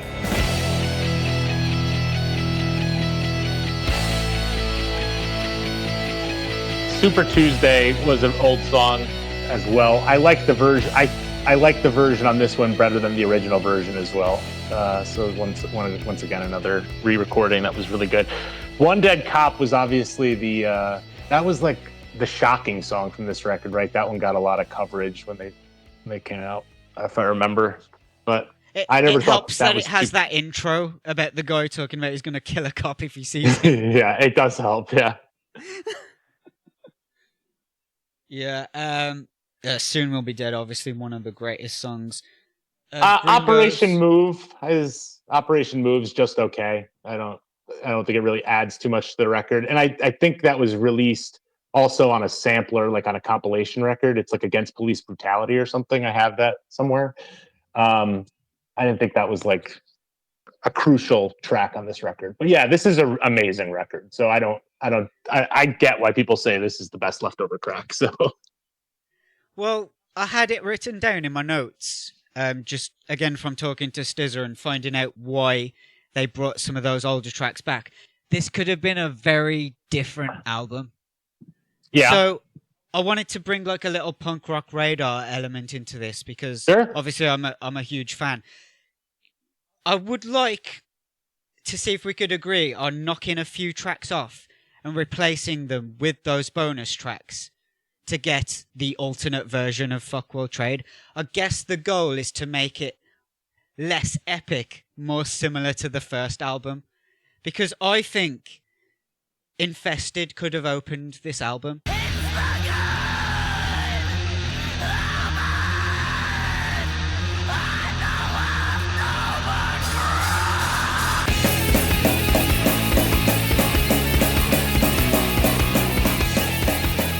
Yeah, I agree. And they did record it for this album, obviously, and it was ready to go. So yeah, I think Clear Channel is it's a weird opener. It's a good song. It's a little bit of a weird opener. It sets a different vibe than like the previous openers. It feels, I know it's fast, but it feels slower to me. I don't know how to say this. I'm not saying it right. It does have a very long, slow part in the middle. Yeah. But it is fast. I think Infested sets a better tone to like kick off the record. But then where the hell do you put Clear Channel? See, what I would do is I'd maybe get rid of Clear Channel, even though I do love it. Totally. Maybe there's a place for it in the middle. I don't know. But since I would open with Infested, I'd go straight into Apple Pie, then Burn Them Prisons. How are you feeling about that? Apple Pie and Police State right there. Instead of Life is Pain. Yeah, that works. And then maybe you can go into Life is Pain towards the B side. Yeah. I like that idea. You should construct your version of this record with the tracks. I think it would be interesting.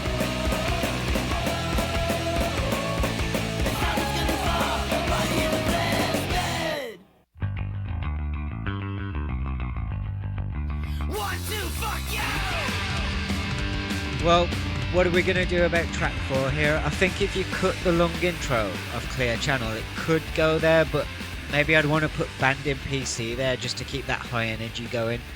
But, should we get rid of Gang Control? Oh, yeah, we could do that. I don't really think it doesn't really add that much to this record because I don't like it that much. So I'm good with that. I like the left. I mean, it's okay. I don't like, I think I had that song in my head only with Ezra's vocals. So hearing it with the dual vocals, I don't really love it that much. So I'd axe that one.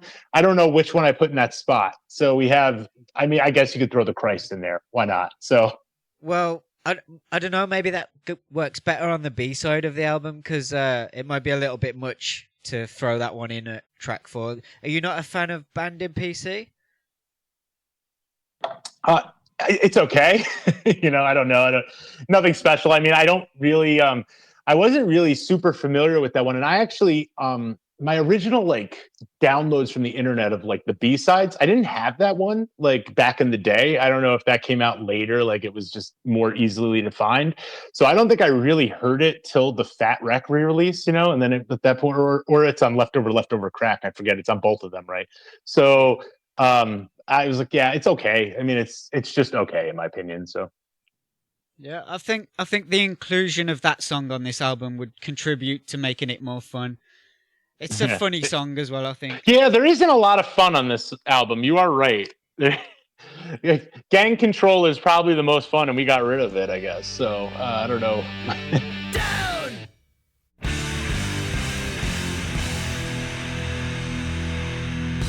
Okay, so check this out. We've got Infested at track 1, Apple Pie and Police State at 2. That leads nicely into Burn Them Prisons. I think so, anyway. Yeah. Then Band in PC to keep that nice, fun, high energy going. Super Tuesday, Via Sindios, Life is Pain, because we're not getting rid of that one. And that's a good middle of the album track, I think. Feed the Children Books of Lies, that's a favourite. We could sneak Do the Christ in at track 9, no one will notice. Oh, yeah.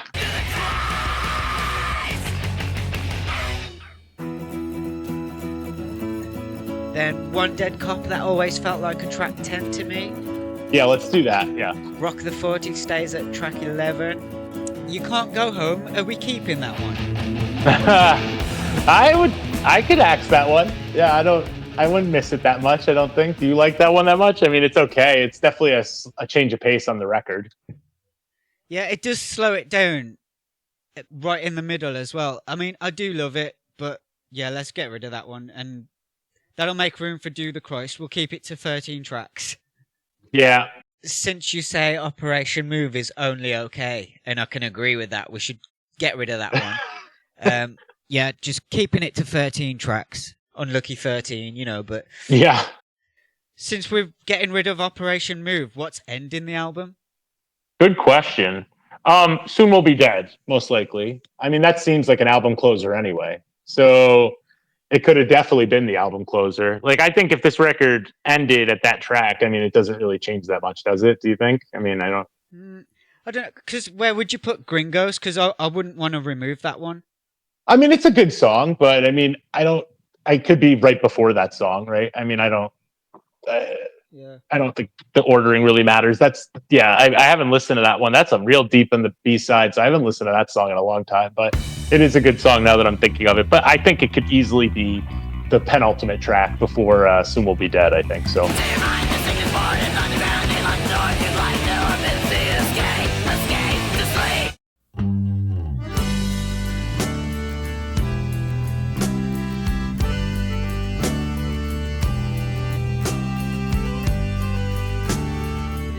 So there we have it, the alternate version of Fuck World Trade, the less epic, more fun version. Yeah, I like the idea of this process, but like I hate that we're putting inferior tracks over them. But I mean, that's just like the fantasy of it. It's like alternate version, I think they made the right picks on this record, though. They did a much better job. Like, this record is a lot more cohesive and feels more developed, obviously, than the first record. So definitely a marked improvement of them as musicianship and stuff. So it's really awesome. Like, this record was so big when it came out. This was the story of this vinyl. This one I own right here was we opened for Leftover Crack when they came to play to town. So we opened up for them, which was really cool. And they were really nice and stuff. And then at the end of they had all of their equipment had been stolen. So they asked if they could use our equipment. So of course we said yes. So not the PA, but like they used the amps and stuff for the guitars. And they actually, I think, used the drum set. So they used all of the equipment. And at the end, they're like, yeah, just go to merch table, like get whatever you want. So like we went over, I got like the shirt, I got the vinyl, and then whatever else. And like, my buddies who's not in the band are coming over going, yeah, I'm with the band. And the guy's like, how many people are in this band? And like, we're just basically robbing these people of their stuff. But, like, whatever. I mean, we were all broke too. So, but yeah, so this was a free version of the vinyl that I got from the band. So that was pretty cool. Yeah, but they were really nice. So no hate. We played, it was like tiny venue. It like held like, I think it was like max capacity of like 80 people. So it was pretty cool. So I got to tell you, like, the music choices were all over the place because it was like our band, who was like a little bit of a, at that point was just, I don't know, it's just like a little bit of a punk hardcore band, so we were like melodic, but, got some hardcore elements, and like we were just getting started, but we were pretty good, and we had people who liked us, like we were okay. But then the other bands who were playing were like sludge metal, and they were wearing makeup. It was a really weird mix up. It was just whoever could get on this thing, and you know what? And it all fit, like it all made sense because there was something for everything with Leftover Crack. So it was pretty cool. So. Yeah, and it just makes me happy to know that the whole reference to Bill and Ted made it in there with the time reference. I can't quite remember what it is now. Oh, wait. Oh, is it from Bogus Journey? Is that the reference? Is that what I'm... It's from Socrates, from the first Bill and Ted movie. What the fuck does he say now? He says something like, what the hell does he say? Here we are. Look at these lyrics here. Yeah, this reference went over my head. Unlike these planes, right? So let's see what we got. That's one of my favorite things as well, by the way. The World Trade is a death machine. Yeah. Yeah, that shirt I think I had to throw away. I was like, I could not wear it in public. I think I donated it to Goodwill, which is like I don't know what you have the equivalent in your country, but it's like a donation center. People buy the shirts for like discount. What we got? Oh, and in a blink we're blown away to dust upon the air. Oh, okay. So that's Socrates with the sand, and he's blowing the sand away onto the air. I don't even remember that. That's a sick reference pull there.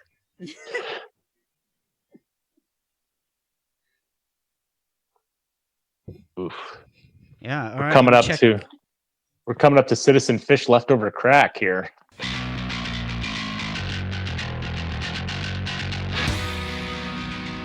So I guess we need to mention the Star Fucking Hipsters a little bit. That's kind of what those tracks for Deadline were written for originally, like Life Causes Cancer. That was one of the early songs. Yeah, I was looking it up right now.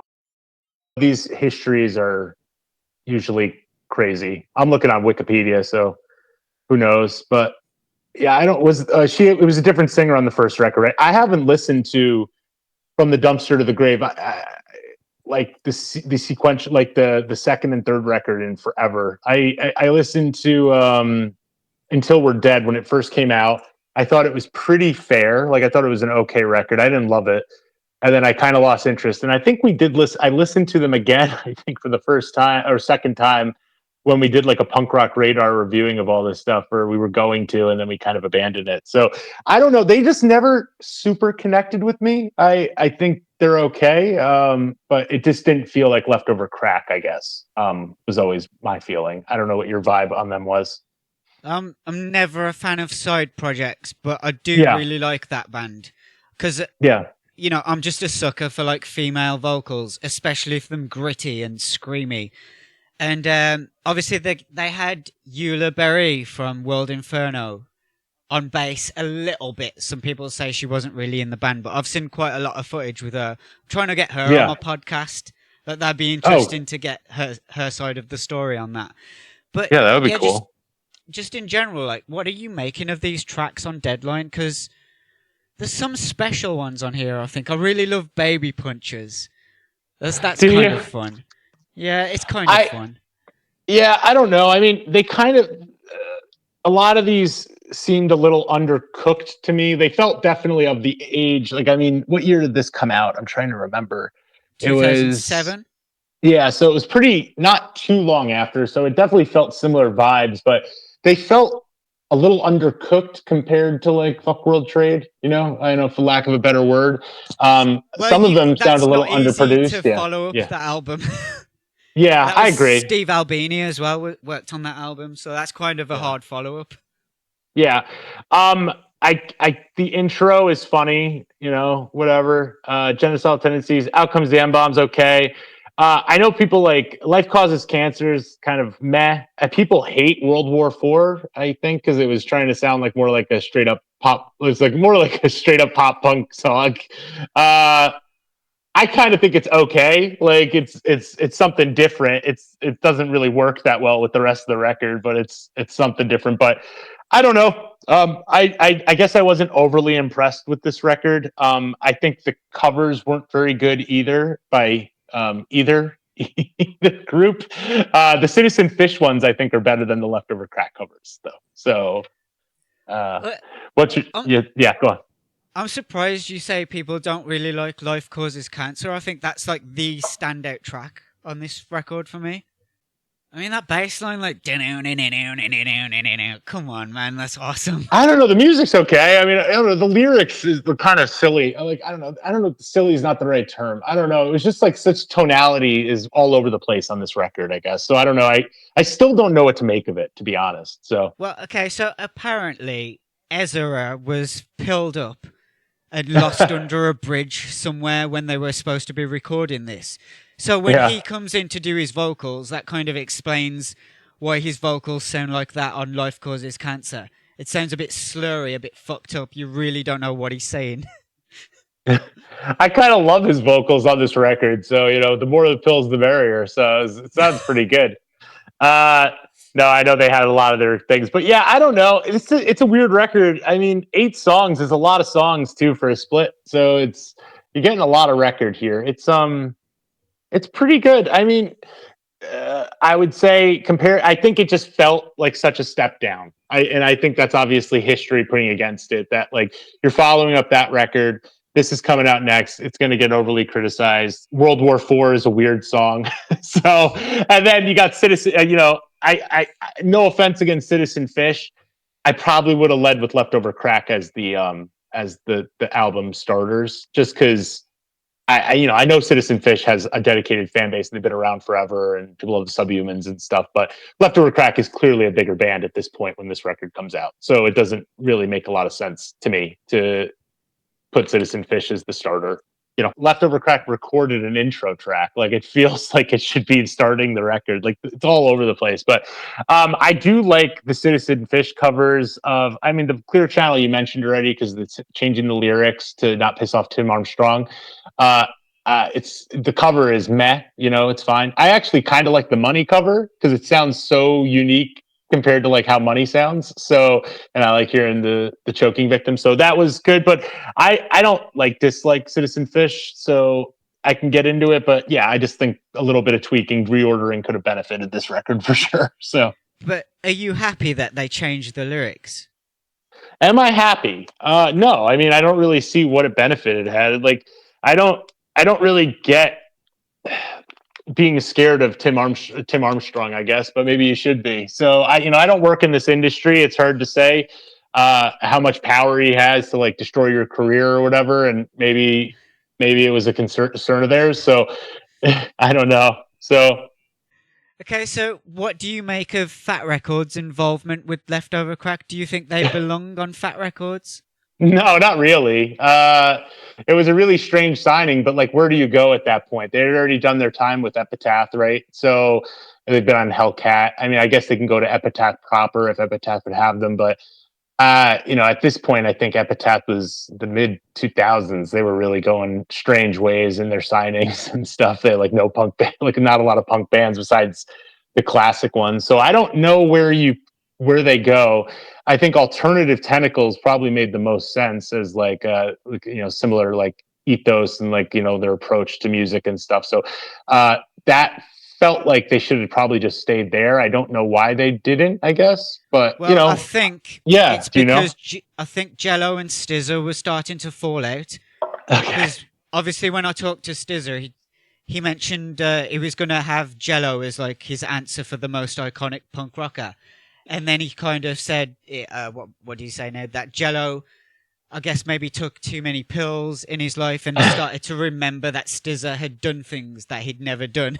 Yeah, I could see that, I guess. I mean, Jello's got his own problems too, like that he's obviously a legend. I love DK as well. But yeah, I guess going to Fat Wreck kind of makes sense. Scope of bands, but yeah, they definitely did not fit the tone. They do not sound like the traditional Fat band. However, I will say that we're going to talk about Contracts of the State. Does sound like a Fat Wreck record. It's the most different Leftover Crack sounds, and it is a very good record. So I have thoughts on that one. So okay, let's jump straight into that one then. Yeah, I mean, yeah, go on. No, say what you were going to say there. I do not listen to this very often. I'm not a huge fan of it. I do really like some of, maybe I could say 6 of the tracks I do really like. Bed Bugs and Beyond, that's a really silly one. I do really like it. Is it silly? Because I think it's stabbing at Ezra a little bit, isn't it? Oh, the guy is secretly Canadian. Is that him? Yeah. I knew this guy was in a band, secretly Canadian, lost his humor and his wit. Too many. Yeah. I think that's probably a dig at him. I know some people have like weird feelings about this record. I think this is one saving grace I will say to this. I often say that this is the best Leftover Crack record, and not from the perspective that it's my favorite or that it is a masterpiece. I think this is the most accessible record, that if you were trying to get somebody to like get into Leftover Crack, this is like a really much easier listen than some of the other records, So it's a lot more melodic. A lot of the songs are really good too. Like System Fucked is awesome with Jesse Michaels and stuff. Like there's definitely some standouts on this. Like Don't Shoot's a good song. Like the first, actually the A side is just really good. I think the B side is a little weak. No offense to the song that was originally part of No Commercial Value, but yeah, I think you should give this one maybe another listen, because this A side is pretty killer. I think it's good. It's a good album. Well, okay, so the standout tracks for me, Archaic Subjugation, Don't Shoot. I'm struggling to remember what the third one is. Loneliness and Heartache. Which one's that? I will find you. I will take you away. That one at the end where he's singing Don't die, yeah, don't die today. Yeah, I'm doing a funny version of his voice, but yeah. It's okay. But it's okay. It's not a standard. System Fuck, like you said. Slave to the Throne. Which one's that one? It's like almost like a Slayer song that comes in. Like it's that real heavy riff, I think. We'll put it on right now. Should we play it? Yeah, go for it. Oh, okay. It sounds almost like a Slayer riff. This is a good song.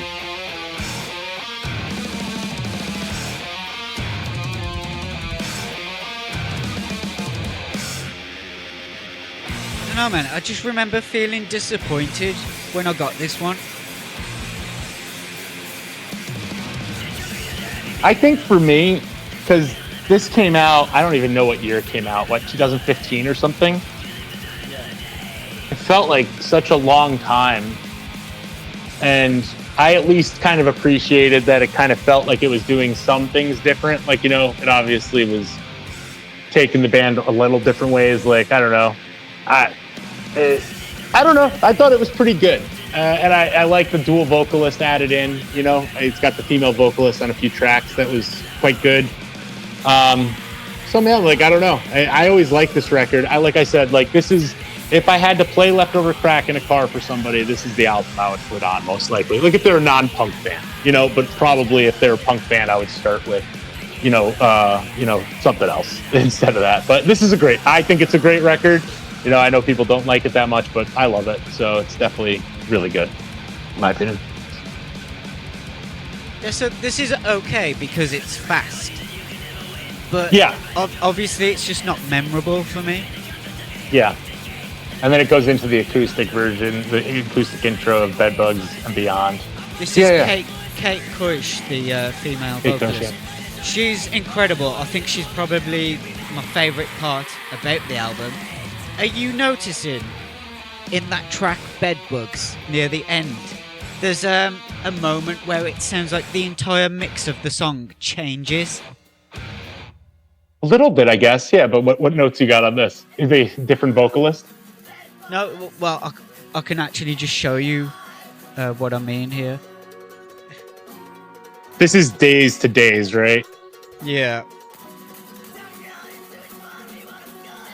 I'm just not a fan of Stizz's ex-wife.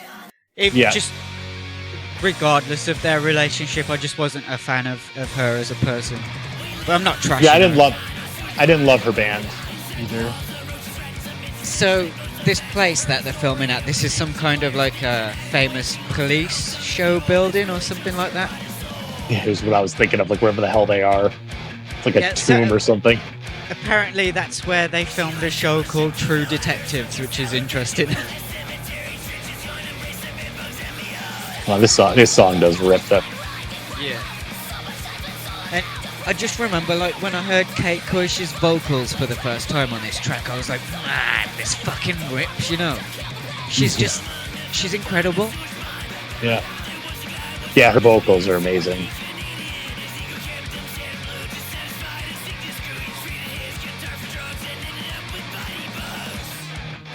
I feel like they're never gonna drop the callbacks to Infested as well. Yeah. Which I'm cool with. I guess they're CSI in this video. It's funny. Yeah, I was just gonna say, I don't really get where they're going with the video. Why are they I don't know, investigating? it's just nonsense. Yeah, I don't know. They're looking for something. Yeah. Okay, so near the end here, when Yeah. the final verses are coming in, the song drastically changes its sound. It's before Kate comes back in now, listen. See? Did you hear that? It's like something drops out. This? Yeah. I'm not sure how apparent it is on the video, but if you go listen to that song in headphones, you'll notice like something seriously changes. But yeah, I remember feeling sort of fine with the fact that we were never going to get a new album at the time. I thought the two albums that we got and the Deadline EP, I thought that was pretty strong stuff. I was cool with that. And then when this came out, I was just like, but why? Like, there's a couple of different band members, and there was that whole beef with Ezra. I was like, I didn't know why this needed to happen. The band is like almost unrecognizable at this point. It's just him and Brad Logan, basically, right? So yeah, we're 5 minutes away. Has anybody seen my sleeping bag? I don't know, did you leave it at the stomping party? Wrapping This up on says Constructs, 100 we feet have plus Joe Chick-fil-A. Jack from the Dead Milkmen as a guest skit vocalist. It offends me that you don't like the Dead Milkmen. I guess you've said you've tried to like them in the past. Can I try and hook you in with a Dead Milkmen song here? you want to play one? Sure. Yeah. Yeah. I don't think I've spoken out necessarily against them. It's just a band that I just never spent too much time with. So it's just not one of those bands that I love, you know? There's a little man in my head, and his drunk color. I don't hate this at all. Like, I don't know if I ever said I hated it. I don't think so. I just there's just, I always say, I've said it on multiple shows, there's just so many bands. It's like, people go, how do you not like this band? I was like, because I like 40 other bands. You know what I mean? It's just, there's only so much room in my heart for everybody, you know? It's just interesting because Stizzer's a huge fan of this album in particular, and he made me aware that he'd even ripped out lyrics straight from the Dead Milkmen to put into Leftover Crack. So that's why funny. I thought, I gotta show you one of their songs. Yeah, no, this is really good. Yeah, this is fine. I got no qualms with this. I feel like some of the other guys in the channel might hate it, like John probably, but I think it's okay.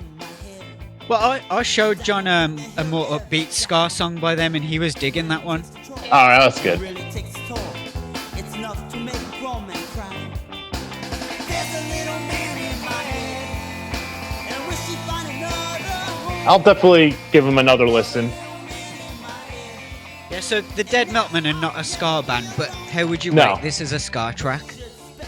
How would I rate this as a ska track? For a band I that don't know. isn't ska. Oh, well, as a band that's not a ska band putting out a ska track, I'd definitely give it at least a 7 out of 10. It's pretty good. Yeah. We're just dabbling. We're just dabbling in ska, you know? Yeah.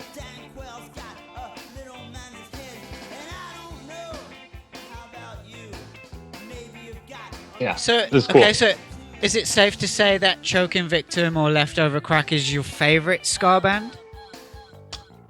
Ooh, good question. I don't know. They're definitely one of my favorite bands. That's not the question. I mean, I just feel like a lot of their output has been, inconsistent, right? And scattered in multiple bands and stuff. So it's hard for me to say they're my favorite band overall, but No Gods, No Managers is one of my favorite ska punk records. But I like other bands that jump to my head when I think of it. Like I love the Suicide Machines. They are one of my favorite bands as well. A very consistent band who had some ups and downs too, but their latest record is a ripper. Feels like classic times with them. I love it. They put out some of the heavier records as well. So I would say though they're like a top 1 or 2 for sure. I love Choking Victim, and I also love Leftover Crack, but just in a different way. The Choking Victim record is just special to me. I don't know why. It always will be, I think. So it just feels more special than anything Leftover. I know we talked about how good Fuck World Trade is, but I still think that No Gods, No Managers still feels more special than that album, to be honest. But it's a very good record in its own right. So, Yeah. Okay, so who would you say was the most iconic punk rocker of all time? the most iconic punk rocker of all time. I mean, oh God. Well, I'm going to go with my favorite lyricist, which is Greg Graffin. I mean, so he's always going to be my default. So I may not be the most punk rock guy. He may dress like an old professor, but their Bad Religion was so influential for how updating the way I thought about the world and the way that I saw the world and things like that. So they still are my favorite band. I love them. And every record they put out, mostly, maybe the last one, not my favorite, but it was okay. But the power in there, like I think for consistency and reinventing to an extent, one of my favorites. You know, if we're really talking about who really represents the ethos, I mean, we're not going to find like anybody who's going to be a perfect fit, right? People got their problems with like Jello and stuff, but she's not going to be perfect for everybody. I love Jello. Great guy, I'm sure, but he rules. Love DK. But you could also say G.G. Allen, right? Probably pretty despicable person, but who's more iconic as being like just do whatever you want type of punk rocker. So also like a Nazi. I don't know. He's a mix of a character, right? But I guess for me, the most impacted I've been by a punk rocker, punk rock has been by Greg Graffin and Bad Religion. So that's going to be my answer.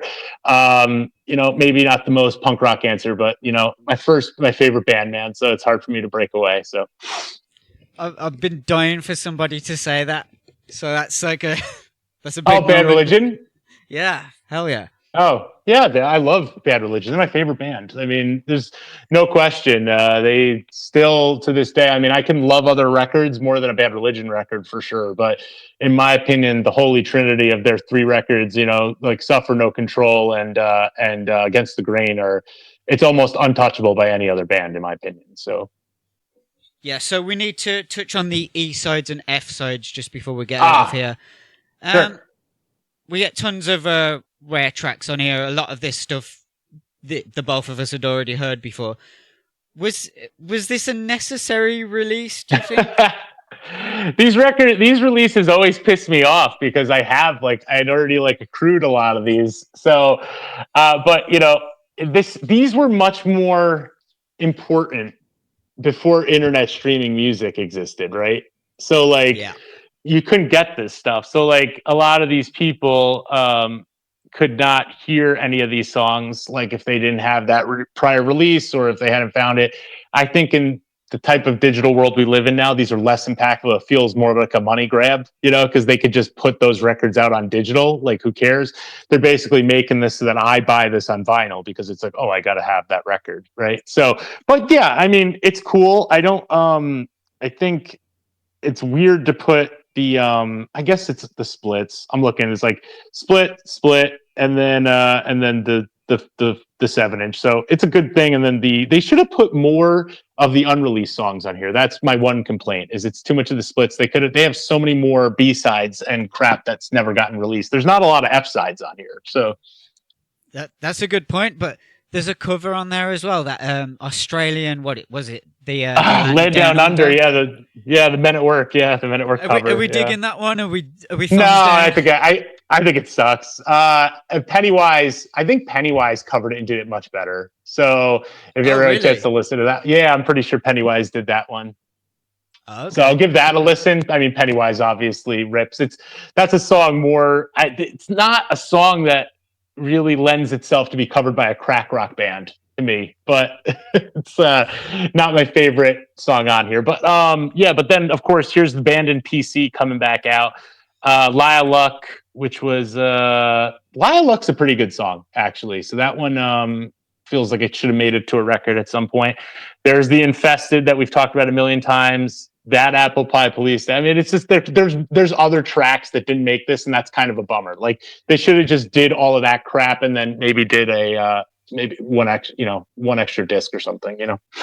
I was so excited when I got this because I thought we were going to get the ending to So You Want to Be a Cop. Oh yeah. I feel there's You're got to gonna be finally like 10 hear more it. seconds. It's probably still messed up on here, right? I don't even Yeah. remember this version. So Yeah, it is. It's exactly the same. It's just ripped from the CD, I think. yeah, that's awesome. How awesome is that back cover, though? I will say that, like, just for the existence of that, this back cover is incredible. I love it. I got to show you my favorite piece of artwork from Choking Victim here. Go for it. The No Gods, No Managers. I can imagine someone getting this as a tattoo, but it's a bit risky. The Money swastika. The Money swastika. Yeah, it is a wee bit risky. It's like when I was like 18 and I was wearing my anti-swastika patch, with the cross, with the line going through it. And from like 30 feet away, it doesn't really look like you're anti-Nazi. So I got rid of that patch real quick because like it was just leading to conversations I didn't need to have, So So what are your hopes for the future of this band? Do you hope they continue further past whatever new material we're getting? Should they just knock it on the head at this point? I kind of thought they were going to, and then they put out Contracts of the State, and I like Contracts of the State. Like, we kind of talked about, like, maybe it has some problems, but I thought it was a pretty good effort. I think this record will probably tell how I'm going to feel about them going forward. If I'm going to be hopeful that they keep making music.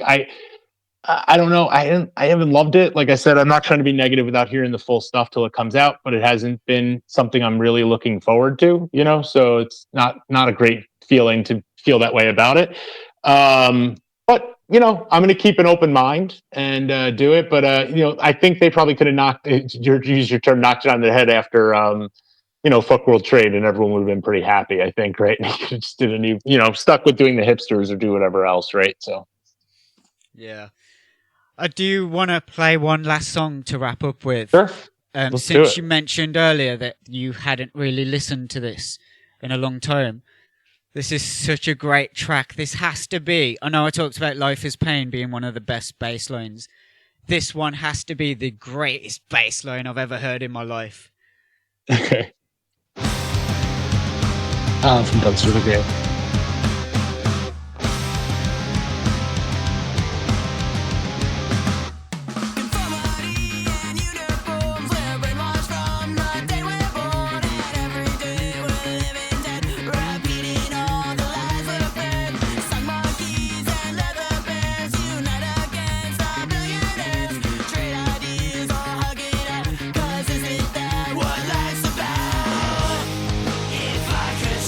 I remember this one, yeah.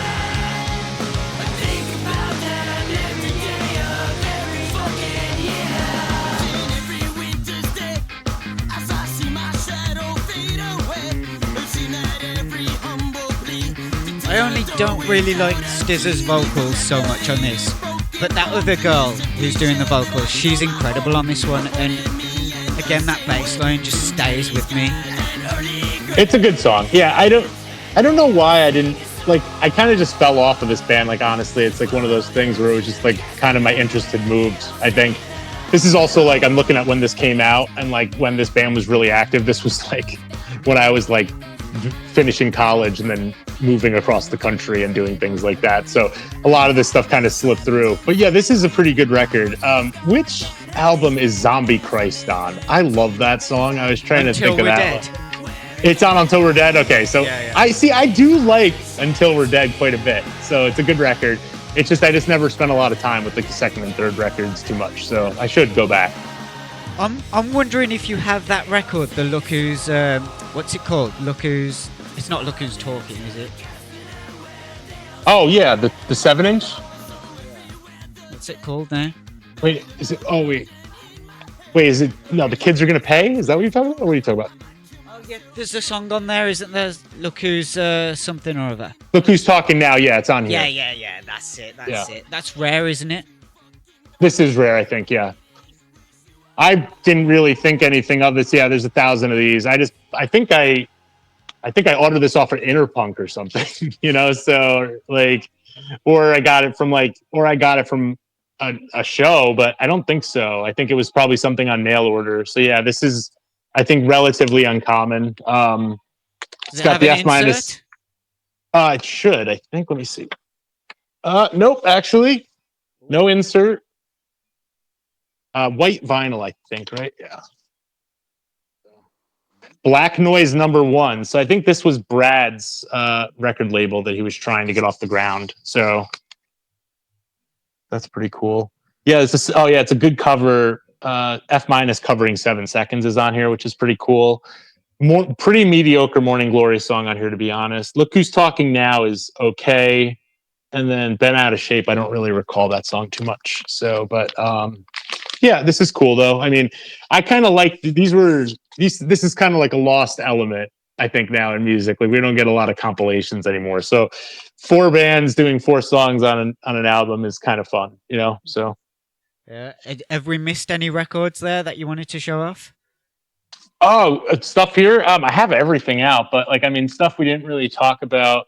I mean, so a great 7-inch, In Decay. Sorry if I'm covering it. In Decay is another just great band in general out of the crack rock family. Kill Whitey is a really good album. I don't know if you've listened to it at all, but it's a lot of fun. Yeah. Yes, right behind me. Oh yeah, I love that record. That's one that I wish they had pressed the full length on vinyl, but they didn't. So I never got it. I tried to check it. It was at Go-Kart put it out, and I don't think they ever released it on vinyl. But yeah, it was really cool. I think most of the other stuff though is just Morning Glory records and whatever, but it's all their relatively newer stuff. But yeah, I mean, you know, it's been kind of fun collecting Leftover Crack because it was kind of like a lot of chasing stuff because they have just so many different bands. So it's like, where do you draw the line about what's part of it? So I kind of just said, okay, if they were ever a direct member of Leftover Crack, I always considered it like Ezra and Stizza would be the first, or like the 2 guys I always thought of. So whatever bands they had were going to be the ones I collected. That's probably not the right decision considering the band has evolved a million times. But yeah, there's it's if you're into, you know, like you said, it can be fun tracking down this lore of this like strange band that keeps changing formats and shape, you know, so it's pretty cool. Yeah, it's been awesome to look at some of these records as well. I've never seen some of these because I'm that guy who has to own the original pressings of everything. And I'm never going to be able to complete that collection, so I never started it. Just CDs for me. Yeah. No, I would never buy I would never spend extra on a first pressing. So I don't even buy, I usually don't even worry about a colored or not unless it's a newer pressing, then I'll just get it. But I often won't like replace a black version of my record with a special version. It's whatever. So I think just having kind of the physical artwork of it is pretty awesome. So I do love it. Just so happened that, like, you know, I don't know how I got into this hobby, I guess, but obviously the punk rockers were keeping vinyl alive for a long time when no one else cared about vinyl. So it's kind of cool. It just sucks now that everything's so expensive. It was kind of nice when records cost like nothing. But we'll Yeah, see man. if it ever goes back down. Yeah. I remember I used to get CDs for 1 penny. Oh yeah, yeah. CDs are gone up in that. It's so strange. Yeah. I couldn't give my CDs away. That's why I never did. I have like hundreds of CDs, like with the original artworks. I have all the ones that you were saying like were rare. I don't even know they're rare. I have like those leftover crack ones. Like they're just at my mom's house sitting there, So it might be time to put together an eBay listing and see if I can get rid of some of this stuff. Well, we got to give Lewis some credit here because he's actually one of the reasons I was able to get Stizzer Crack on the podcast. Stizzer gave me this number and said, "Here, text Holly, she'll make me commit to it." But I couldn't text her from the UK, like my network didn't allow it. So all credit to Lewis for hooking me up with that one. One final question for you here. Sure. Have you ever smoked crack? I have never smoked crack. So no hate if that's kind of your thing, live your life, but I have never smoked crack myself. So That's a wonderful way to wrap up the show. Thank you so much for doing this. It's been exciting to talk to you. I never thought you'd actually come on. And it would annoy me that I talked to everyone in Radar except for you, so I'm glad we finally got to do this. I'm the least social of the butterflies here, buddy. So you're lucky, as this is the only one I'll ever do, probably. So, well, thank you so much, man. Yeah. If you add another guy to Radar, forget about it. I've got you all. All right. Well, yeah, appreciate you having me on. It was a lot of fun. You have a good rest of your day, man, and a good weekend. Thank you so much, dude. All right, later. Bye. Peace out. Peace out.